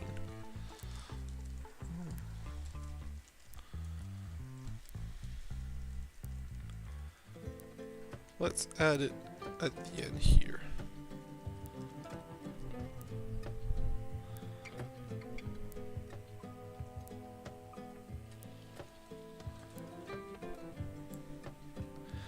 How's the music selection tonight? Is it better? Is it worse? Is it acceptable? I really just wanted ambient music for in the background. I didn't want anything fancy or anything, but I didn't want complete dead silence for when I'm working on stuff. So let's see what you guys think. Music, okay, that's good. Hey, hello Canadian Shield 9mm. And hook, couple one section, lose the rest of the train. Nice. Let's back it up and connect everything.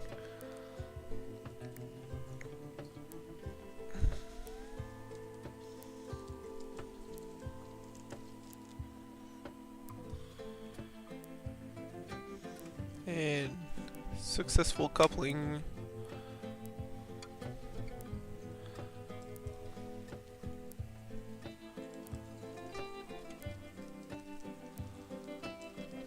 Let's see if this holds up. These center beams are just a really nice thing to have.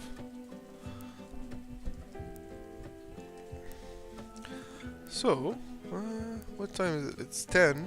Okay. Light's moving along pretty good. Let's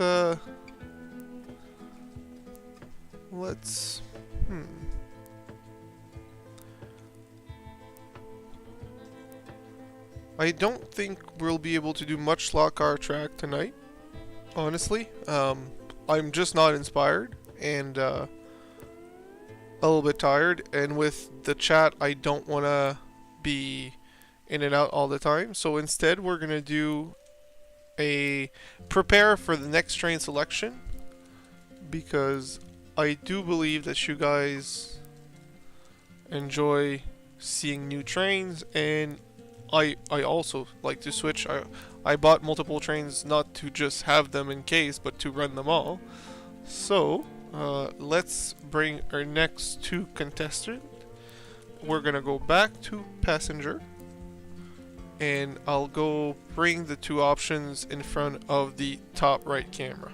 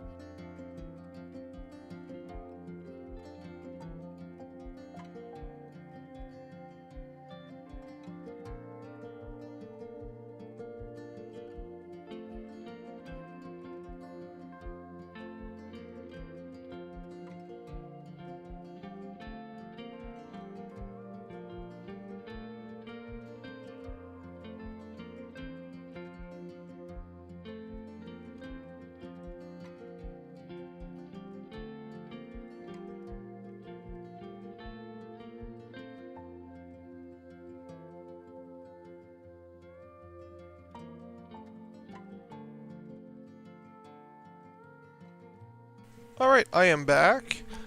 I don't have any stripe I technically do actually. Yeah, I do have one. It's not out of its box, but I do have one. So for right, I can't show you. Oh.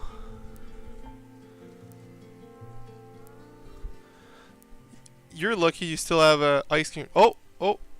I had lost 2 cars at the end of that train. Alright, so that's a sign to pick a different train. Alright, so you guys can see on the top right, I have 2 locos. I have a V rail and a CP rail. V rail is the classic F40. The CP rail is the E8. Unfortunately, Colleen, since actually no, a lot of people chose the Blue Devil, so it's a free for all again for what's the next engine. If you guys pick the E8, we will pull out the train that's already on the track. If we guys choose the V-Rail engine, we will put back the V-Rail cars on the track. Whoever wants to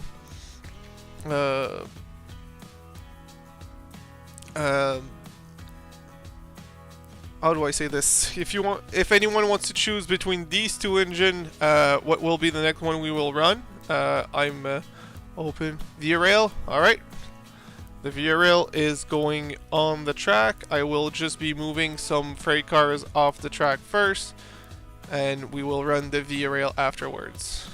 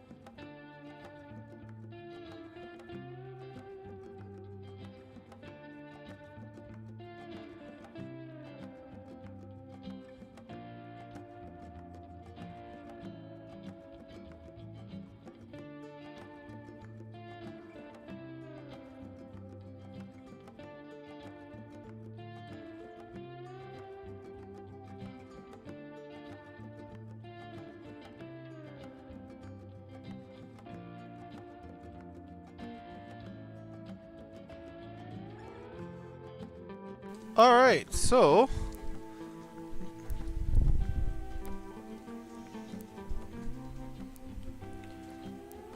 Okay, so we will get the heat tomorrow where I live.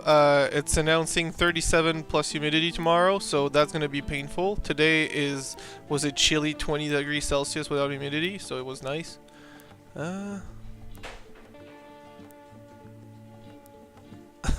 Thank you, Russ. I know it's I know what you're trying to say. I appreciate it. I don't think he's not nice. I just think he's busier because he has more sub. Let's just put it that way. I do. I'm trying to please everyone, just like he is. But the difference is, everyone when it's 15 people and everyone when it's 100 people, a lot more different opinions on that side. So there's that.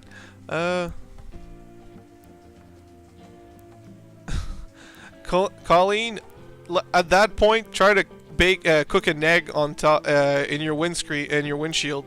Put an aluminum pan in front of it and just put an egg on it and see how long it takes to cook it. I mean, okay, so I understand what you mean by poor deers. I know you're talking about cats, because all the cats snuck inside complaining. But at least animals in nature, I know that's not what you meant by deers, but I'm going on a tangent. They have access to wind, water, and shadow, so it's at least a little bit more, so like they can support it a little better. So that helps. My cats are spoiled with AC as well, so there's that. I'm not as cold as 68 Fahrenheit. What is that in Celsius? I've got the Canadian metric. So Fahrenheit, Celsius to Fahrenheit. So you said 68. So 20 Celsius. Okay. Ours is set as maybe it's 70 Fahrenheit. 72. Yeah, about at 72 Fahrenheit. The perk is we do have cooler temperature outside, so it's easier to maintain that temperature right now. Tomorrow is going to be the exception to that. But yeah, that's...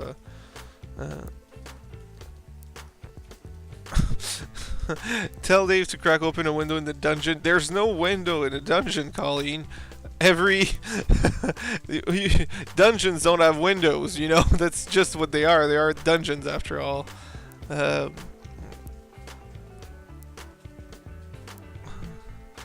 like the calm lighting. Thank you.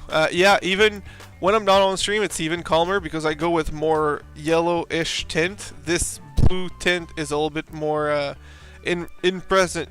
Like for me, it's a little brighter and more not aggressive, but harsher. But if I put on the yellow tint that I like, it's just not usable on stream. So that's usually what I do. Don't worry, August. We all have these things to do. I switched from the Blue Devil to the CN Blue Devil to the Via Rail as per request. It was time for a change, and I offered 2 passenger trains, and that was the one that was picked. So we will be running that for a little while. I will switch it later to something else. Oh yes, it was a luxury, Colleen. Tiny windows are definitely a luxury. My basement also has tiny windows, and while it feels like a dungeon because they're tiny and none of them are pointing towards the sun, there's a huge difference when the sun goes down here. So that's when I realized that even those tiny windows are a luxury. So thank you very much, August. So yeah, unfortunately I haven't done any building of the slot car track, or anything productive for that matter. At that point, I'm okay with it. I'm just enjoying the trains and taking it relaxed. I think you guys seem to enjoy it as well, so I'm glad you are. And you've seen a couple derailments and a couple problem because of me, and but that's fine. That is very much a normal occurrence, and I need to get more power switch for the passenger yard. Right now it's fully powered, which is not bad but not good. And yeah, that needs to be fixed. With an extra power switch, I'll be able to leave trains there and turn them off. I also need more track in general to be able to park my trains there. So that you know, would be a huge upgrade. And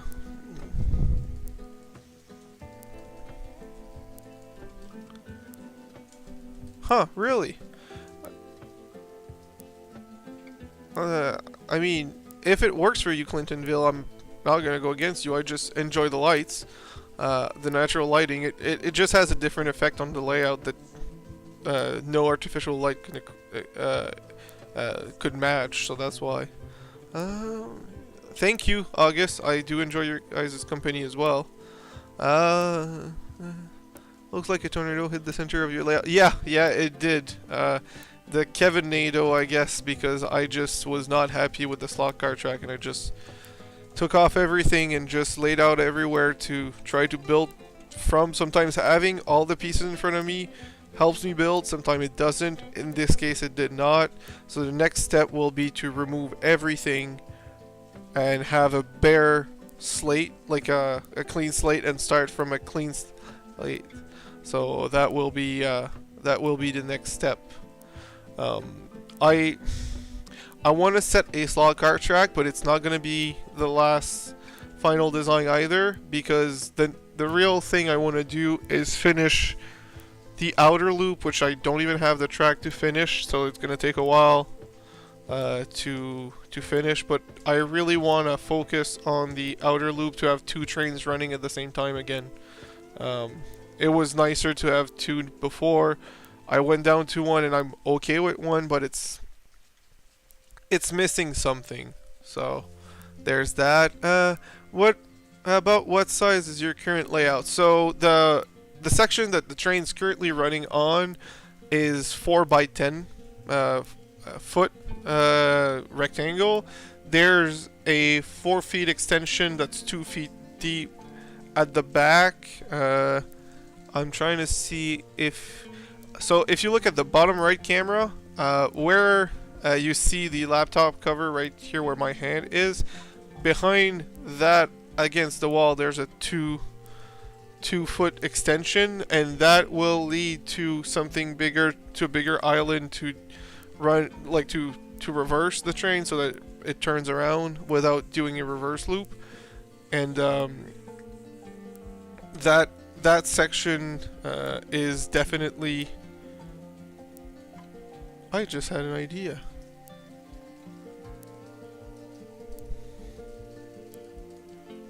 Anyways, that section definitely will need some work, because I need to do first off the wood structure to have it working, and then I need to do the to buy the track, to install the track, and make sure the grade is correct and everything. So that's a lot of work and a lot of money. Yeah, that's so it's gonna be basically a 10 foot by 10 foot L shape layout. But for now it's a 10 by 4 because that's the functional part of it.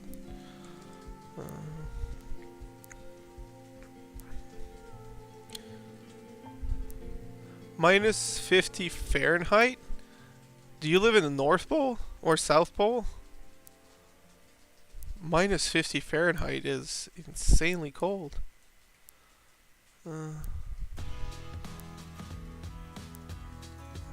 Mars or Manitoba, yeah.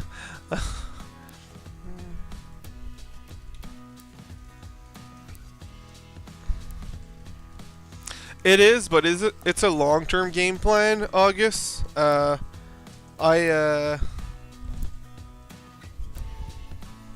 Closest city I would know is Chicago. Fair enough. Not in the North or South Pole. So yeah, I do have a game plan. It's just a long con game plan, which is fine. I'm really eager to move forward with the track laying aspect of layout, because scenery I have no problem taking my time. Slot car track is very much not set in stone. Like, it's set in stone, it's gonna be there, but it's not set in stone that I will what I will do in terms of track, simply because the buildings and the scenery will play a big part in it. But there's always a but. But there's the not being able to run trains properly, like the way I want them to, is really annoying, and I'm having a lot of difficulty planning the lower section of the layout. Not that there's how do I put that makes sense?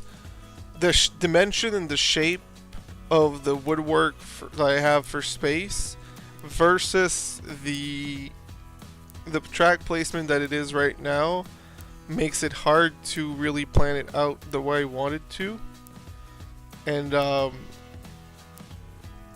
that is affecting the track plan for sure. And I am not sure on what's the game plan from myself. I want a yard at the bottom there, but I don't know how I'm going to put it. I'll put it that as simple as it gets. The space I have is pretty big for a first big permanent layout, but also weirdly shaped and weirdly planned. And that is entirely my fault because I'm not used to do big plans like this. So yeah, I don't want to buy a track until I know the design I want to take, but I'm not sure of the design that I want to go with. And I also don't have the money to buy a track right now. I just spent on a loco, so that's an N-scale loco, so that's that's gonna take a while. Speaking of, I just remembered I had a question that I did not answer earlier. Wow, I completely glossed over. Someone asked me, I think it was Canadian Shield 9mm, if I had any, what is it called? It was a paint scheme for CN. Where is that question? I know I seen it earlier. Is it? Ah, here. In either scale, do you have any CN with stripe locos? Like I said, I technically do have one in HO scale that I haven't ran in a while, but I do have one in N scale that I can show you right now. That it's right there. I'll go grab it.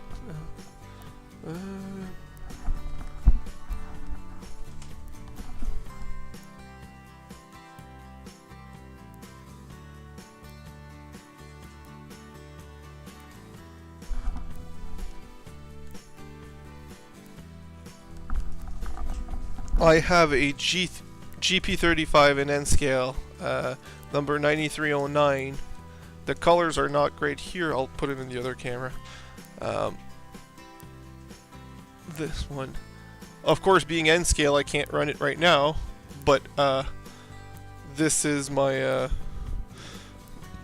technically my only stripes and CN in N scale. It just happened that way. I almost got a -8 in stripes, but I preferred the design of another -8, so I didn't buy them. And now that I have two, I don't want to buy a third one because that's going to get repetitive. So there's that one. Just got my first HO loco in the mail today. I'm really happy. So a Rapido, as I'm seeing. I'm curious which model it is because they've made quite a few CN with the stripe paint scheme. Is it a stripe paint scheme? I'm assuming since it's your favorite that you went for a striped paint scheme, but it could be something else. Be part of the group. You are part of the group. You're here. You didn't need to buy anything. Of course, we're not going to stop you from buying something because you like it. But, it's, you don't need engines to be part of the group. You can just enjoy it. But if you want to buy some, we'll definitely encourage you to buy some. So yeah, we want details. Which engine is it exactly? I want the deets. And then I'll go grab the HO1 and maybe run it against everyone's will. Yes, CN was excellent quality. Nice. Which model? Is it the new GP9 RMs or is it something else? Because they released a batch of those with the slugs. Those looked so good. You don't need to be a turtle to be in the turtle club. Exactly. So I'll go grab mine and I'll be right back.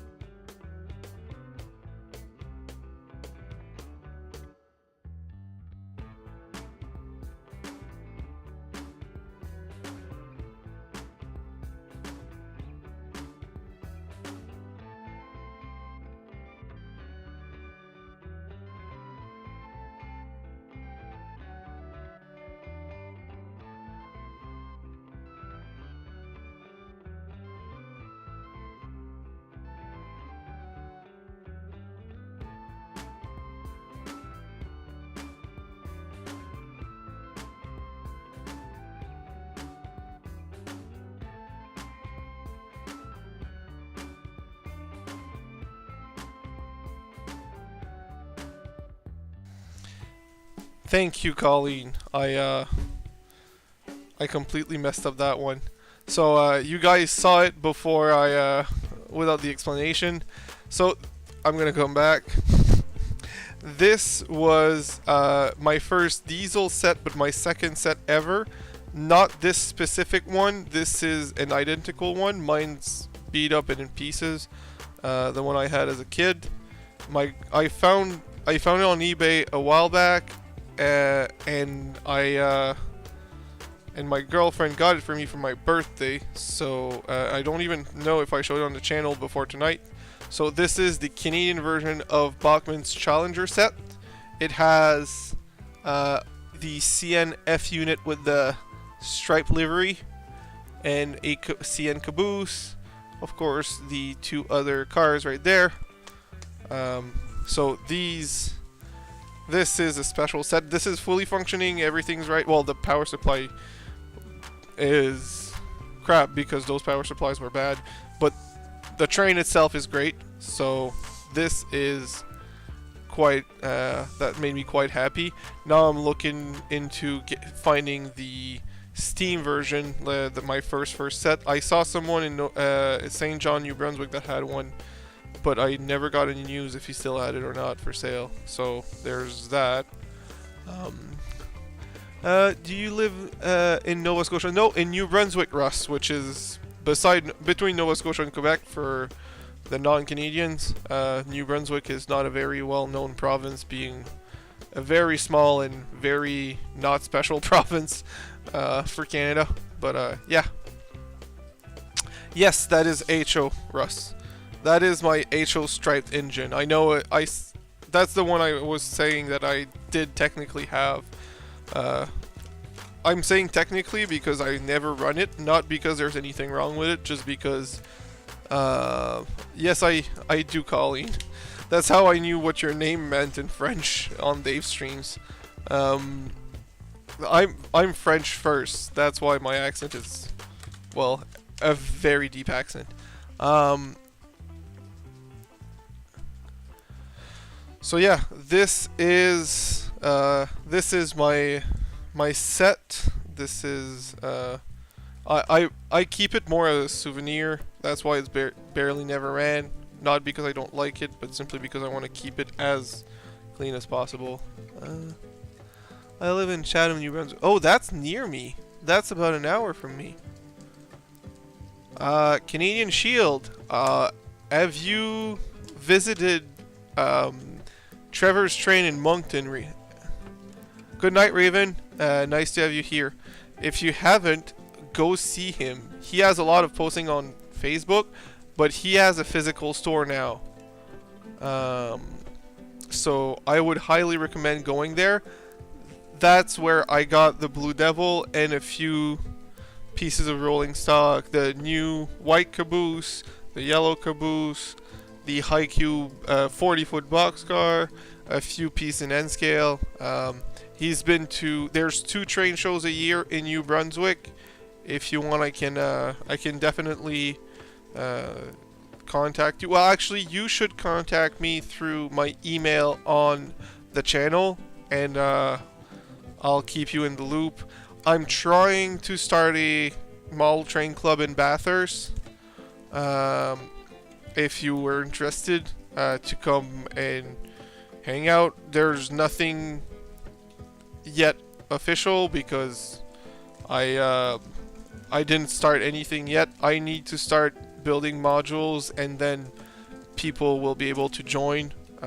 Until then, it's just a talking group. But if you want to join, you're more than welcome to join. Like I said, regardless what you want to think about this, we get in contact with me through my email on the channel, and we can definitely talk about that for the local stuff. It would be nice to have someone local to me. We could even do an operating session one day. Let's take the loco out. So, thank you, August, for not saying about the accent, but every time I'm missing I don't know what to put for words, or just, I hear an accent on my side. I'm definitely not speaking normal English. So, there's that. Alright, sorry, I was looking at my engine. I know a few, well, I've been in Bathurst for years, so I know quite a few people, but I know a few people that were in the army, but I don't think it's the same people that you know. Not Russ, what am I saying? Canadian Shield 9mm. We can, but yeah, the hobby shop in Bathurst does not have trains in stock, but is able to order from Athern. So what is normal? Well, not this, that's for sure. I guess to me a normal English sounds like, I would say most of my TV shows, which most of them have an when I say Eastern, I mean like East Coast American accent. That would be what I find is a normal English. I mean, maybe not in my word pronunciation, which I do mess up sometimes. There are certain words that my girlfriend knows that I always mess up, and she loves these words. She loves to make me say them. But I think where it shows the most is my lack of fluidity and me always looking for my words. It's purely because that's not my first language. I would have a more normal conversation in French. New England. I don't want to say New York accent, but watch Bones or CSI or I Love Archer or Bob's Burger. Bob's Burger would, yeah, the more neutral, normal English to me is something like Bob's Burgers. That is the English that I know that is the normal English to me. Uh, so, so, so yeah, that's a fun fact about me. So now I'm gonna force you guys the next train, and I mean, Colleen, I can teach you French. I can talk in French for snippets and see how many people will get what I'm saying, which I assume is not many. And if you guys, and you guys might pick up a bit of French along the way. When I'm building stuff with just a camera far away from me, and you guys hear me swear, that's proper Atlantic French, which has a lot of English in it. Depending on where, I know, Colleen, you're from Eastern Canada, meaning either Ontario or Quebec. Your name, I know that in Canada, having a French last name means nothing, and many people with French last name don't speak French, which is quite funny when someone like a Lafreniere that doesn't speak French try to explain their name. Ontario, yeah. Of course, depends on where in Ontario, but oh, I lost a car. That's the sign to change train. Yeah, I'm very aware that that's normal to be only English with a French last name, but French last name like that means that you're probably not necessarily, but probably near a French area, or you had family that was in a French area at one point. So, unless you married French, that's another story.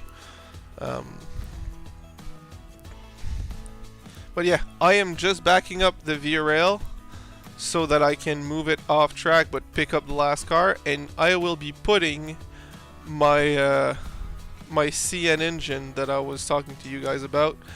I don't think that will be my French in-laws. Very Sudbury French. Oh, okay. Sudbury French. Yeah, that's sounds about the more Ontario French that you'll get.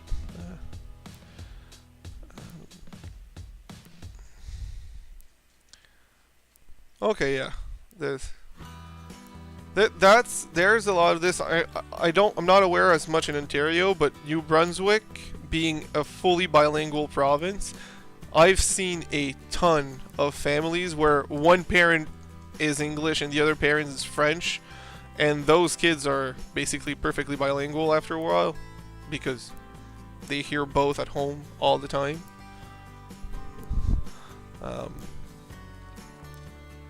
So there's that. That is super common of people from around here to have one person that's bilingual and the other person that's unilingual, and they get together, and yeah, that's just a normal thing for me. All right, so let's put the CN there.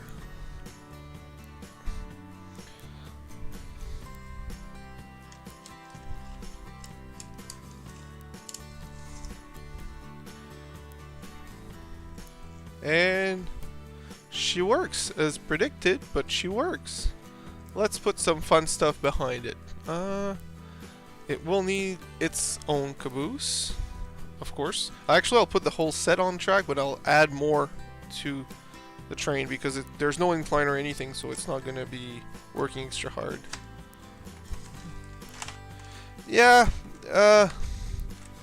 if you mean franglais, I think Canadian Shield will be able to test both Moncton and Bathurst for also speaking a lot of franglais, as you're saying. Both languages mixed in the same sentence. It's very common around here. the whole Acadian accent is built around that. So, you know, there's that.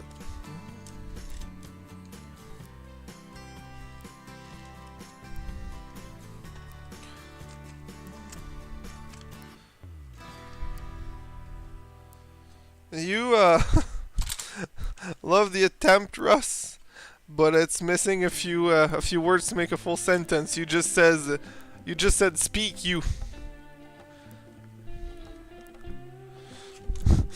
That's there's a few words missing there to have I like the effort.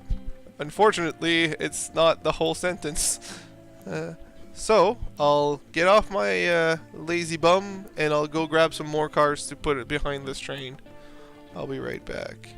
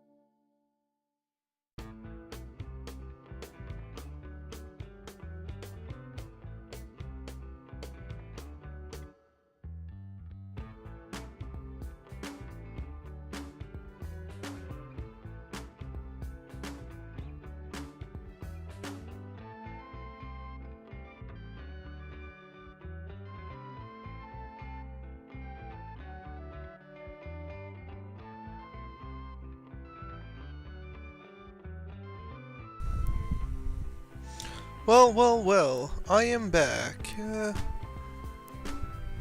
Thank you, Canadian Shield. I need more stripes, quite frankly. I was about to say just prioritize something else over locomotives, but that would be a blatant lie because I just bought one. An N-scale one at that, but I still bought one. I'll put it this way: there's too many locomotives that I want to just buy them all at once. That's actually honest. My French is 43-year-old rusty.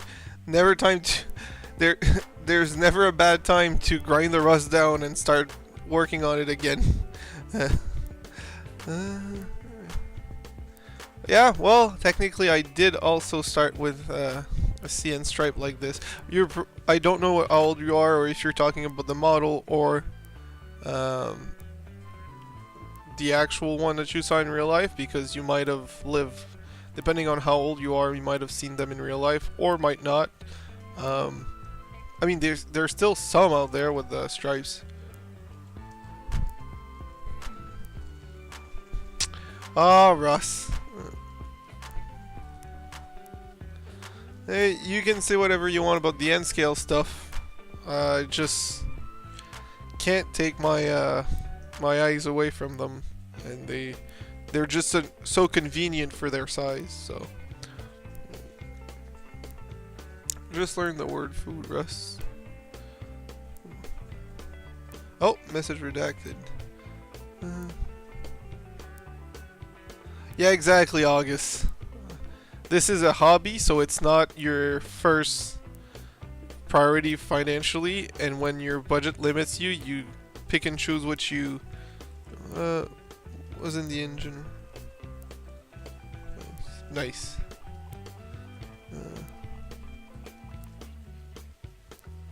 True. There technically there's one, so maybe I don't know if you've seen it. I don't know if it reaches Miramichi 9 mil, but there is a pair of Jeeps that are old Stripes paint job. One is a little less beat up than the other, that are the locals in Bathurst that do a lot of back and forth. They are nice looking, and there's, if they need a third engine, it's usually a GATX rental. But they're still running around here once in a while in Bathurst. They go to Campbellton and back. I know they're going down south to the Bathurst mine, but I don't know if they go down to Miramichi or not. So I'm not sure if you see it or not.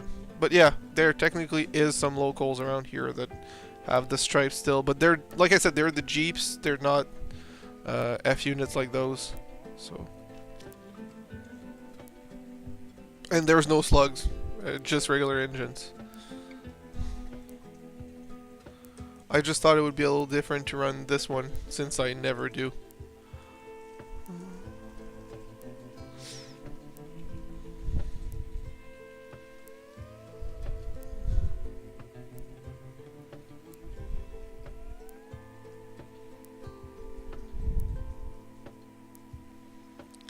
So, it's almost 11 on my time, which I guess is also 9mm's time, and we know he's a New Brunswick person. So I wanted to show you guys the switch, the ground throw switch that I was using. These, I'll put them in another camera that you guys can see it better.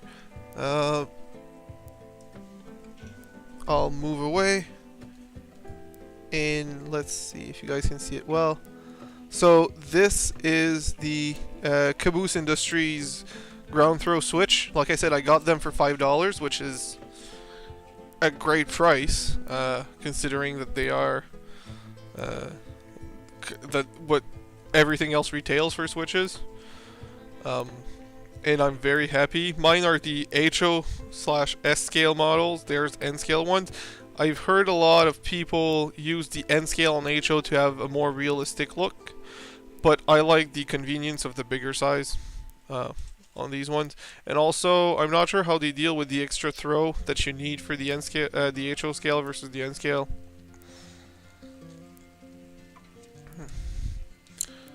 Well, Kevin, that's more than I can say. Again, the Stripes that we have is not an F unit, it's a GP unit. We don't see F units anymore around here, so yeah, those unfortunately are no longer active around here. Well, you could say that the F40s that Via Rail still uses are F units, but not the F units we're thinking of. So yeah, so that's a ground throw switch that I have, and I highly recommend. They do work great, and they look great, and they lock your switch into place. So I don't know if Dave's still here, but if he doesn't feel like doing the full tortoise motors underneath, these are a great solution because they lock in both position.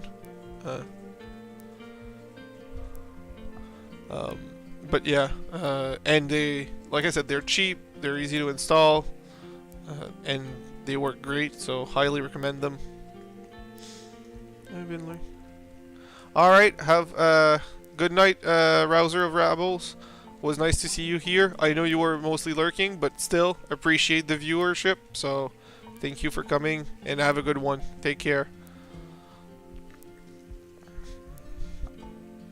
So yeah. Alright, so it's turning 11. I will be doing one last train, and against my better judgment, which would be to ask you guys for the next, I think I will just run an engine that I want to run again. I am not a good host, huh? Really not a good host.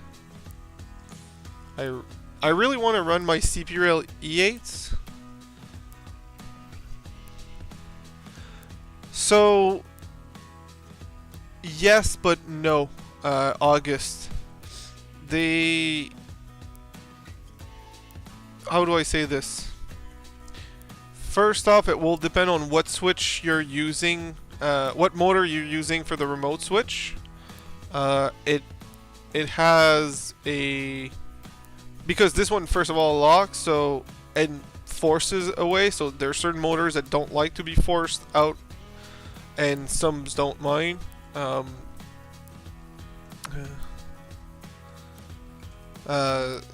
So yeah, that's gonna be a really big depends. If your motor is not connected yet, and you don't need to modify the hook, where also, let's say you want to place tortoise switch machines underneath your layout, which is a rod that goes into the middle of the switch. As long as you do not install the rods on them, it won't be an issue. But if you want to use the Atlas, hi Jeff, if you want to use the Atlas switches with their motors to the side, you need to cut where the motor actually holds onto the bar to use those. So no, you can't reuse the same, you can't go back to the electrical motors if you use that one. Now you could technically modify back the whatever holds it, but might get complicated, so I would just say no. If you want to use the side mount, like the one that comes with the Atlas switches, not it. It's not gonna work back. But if you want to use the under the table ones, yes, it will. So I hope that answers your question.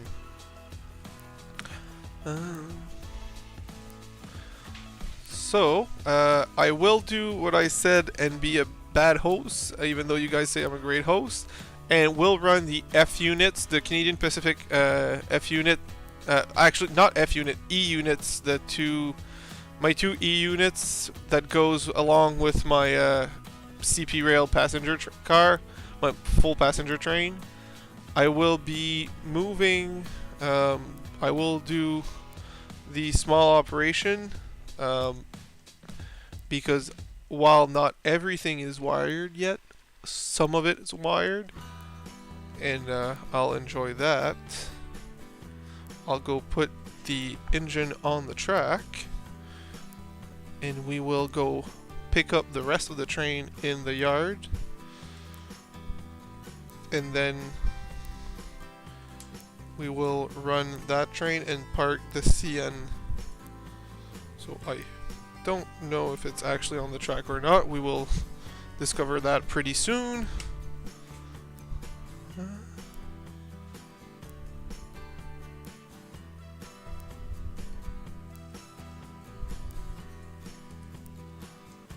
So let's see. Yep, that's correct. That's in the track.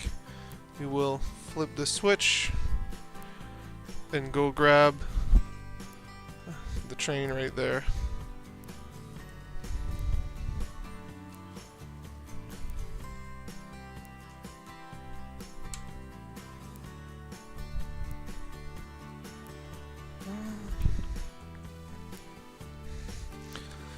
My switch still passenger car won't run over them. So there's, while yes, some switches can be the problem, depending on your truck configuration and the passenger cars you have, sometimes the cars are the problem, especially if none of your freight have an issue, only your passenger. Sometimes it might be looking more like the car is the issue than the actual switches themselves. But it can also be the switches and just having a more tolerant passenger car, so freight car. So it really depends on what you have and what's your situation there. Let's park the CP rail there.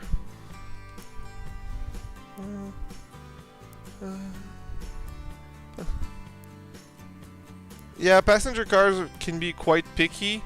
Sometimes it's adding weight, sometimes it's the wheel gauge can be off, the coupler mount can be a big thing. Right now, the cars I'm running, and well, actually, both of my passenger train set, I've been quite lucky. Not everyone would agree that it's luck. Some people would say it's against what they like, but I say it's lucky that both of my sets have truck-mounted couplers. These allow for much better turning radius and a lot. How do I say this? I need to phrase that properly. Truck-mounted coupler are much better for ease of use, even though they don't look as realistic. N-gauge, yeah, same thing. Doesn't matter if it's HO or N-gauge. Truck-mounted couplers makes a big difference on how well they work.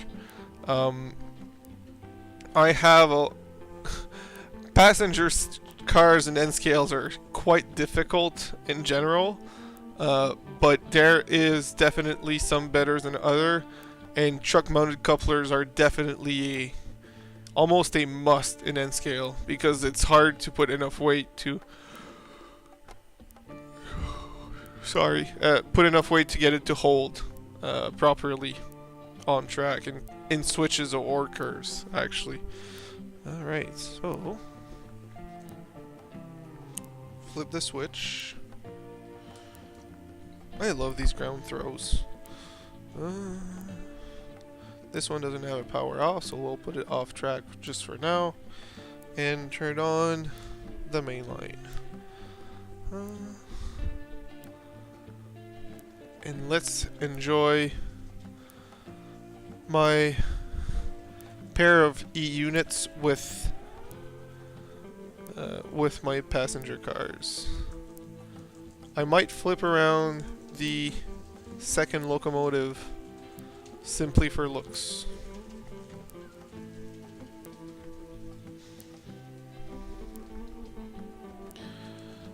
I really like these engines. Well, that old train actually.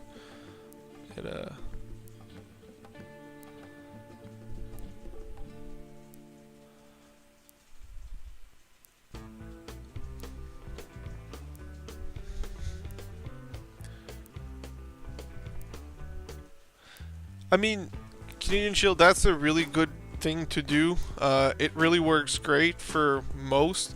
Some cars really don't have much space. Most of my passenger cars don't have the space to add any weight because they have detailed interior and I added some lights to them. So those makes it really hard to add weight. But it's definitely an option if you can. And yes, sacrificing interior for weight, if it means that it's going to make a big difference in running, definitely worth it. But if you have a lot of inclines though, weight is not always your friend. So it's a weird compromise to make here. Yeah, I'm going to flip around the second engine to make it look as if it's well, what the pairs normally look like. This, let's flip that around. This one is just a dummy unit, so it barely weighs anything. There you go, and there you go. There. Because why not?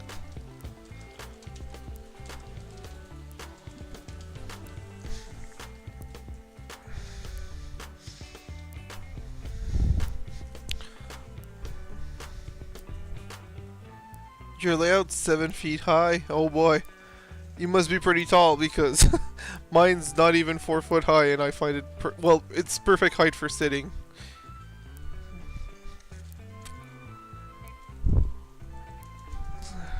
I'm getting tired. So, it's 11:05. I think I will end the stream in 10 minutes at 11:15.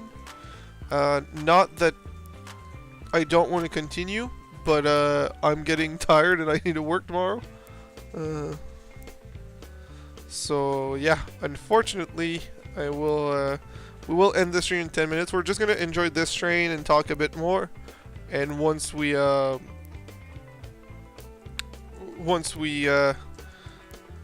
to 7:15, we will end this on a good note.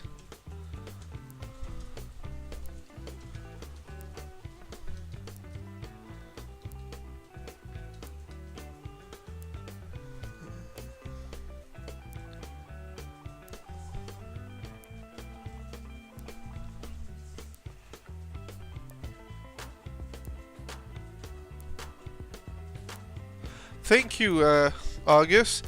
This is entirely Canadian Pacific. It's all CP Rail. It's 70s period, right before transition. It's called the CP Rail Multimark or Pacman logo with the orange-red paint scheme. And same thing for the cars. They have that same exact color on the stripe. A very common paint scheme for these cars. Not the orange, but the keeping the stainless steel color with a colored stripe to match the railroad. You're quite tall, Canadian Shield. I'm 6 foot flat. Let's put it that way. I'm not a giant.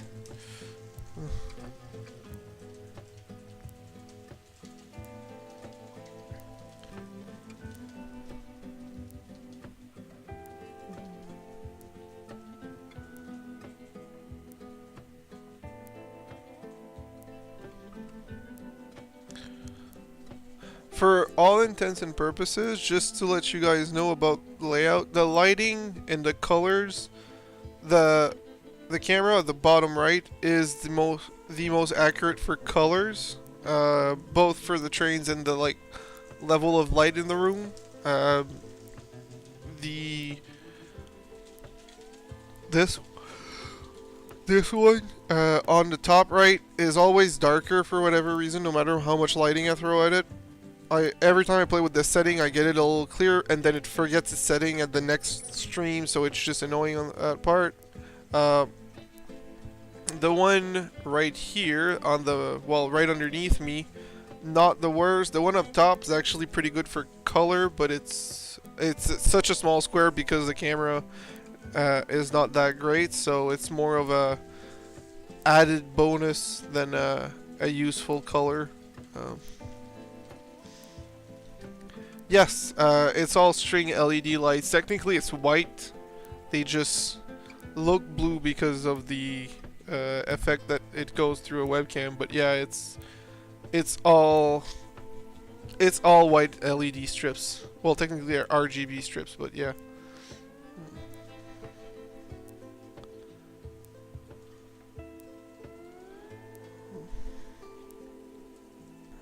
I may be incorrect, Kevin, but I think Silver Streak was actually...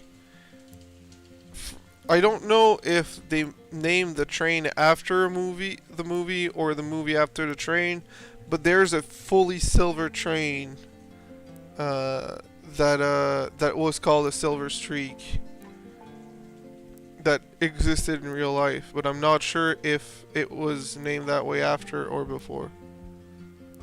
I'm an IT guy. I'm a technician. IT technician. I think that's why I was so...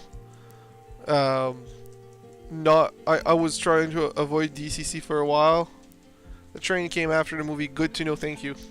Canadian Shield. But yeah, I was not against DCC, but not into it, and I'm still trying to keep my DCC as simple as possible, because I fix computer bugs all day at work. so I don't want to fix more computer bugs at home. So that's why I try to keep my my stuff digitally simple. Let's put it that way. Electrically speaking, it's I don't mind it getting complicated because hardware stuff is always more fun, but software bugs I do enough at work. I don't need more at home. Let's put it that way.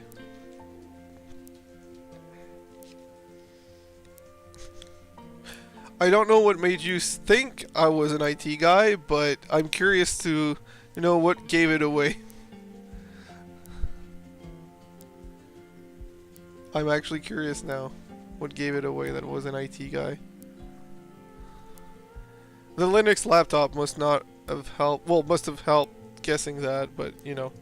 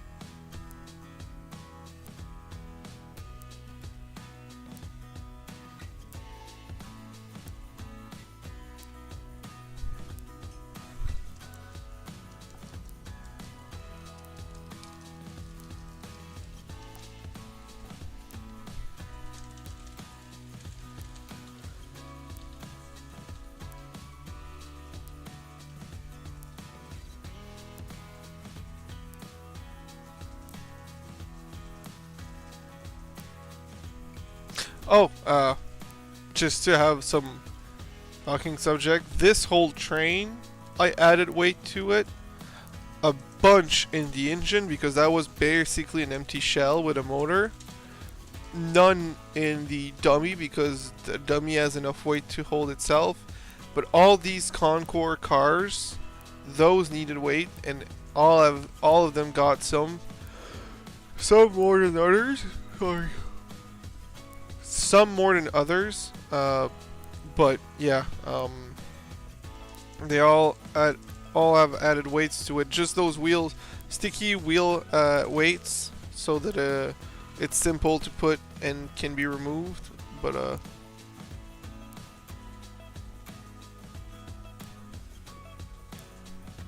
well, thank you.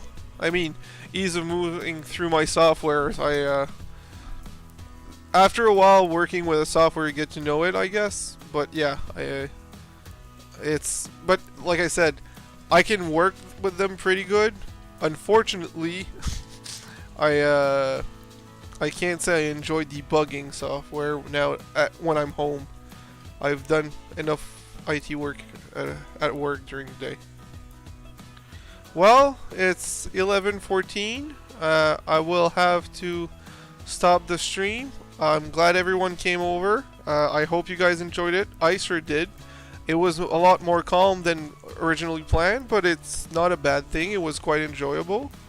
Do you want to put the weights over the wheel or in the center? I personally put them in the center. I think the best thing is over the wheels. I don't know. I know the one thing you need to make sure is it's balanced. Both wheels have the same amount.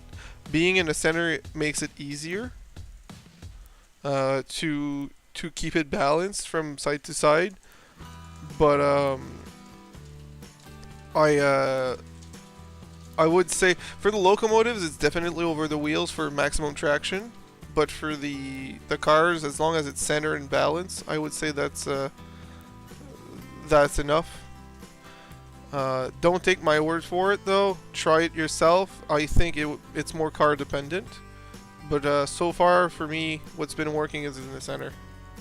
Alright, so good night to all. Was happy to see you guys and gals here. We'll do another stream next week. Don't know which layout. Don't know what's going to be about. We will see what happens. But I'll be back next Monday for another Mainline Monday. Let's hope I don't do a double start like today. And have a good night.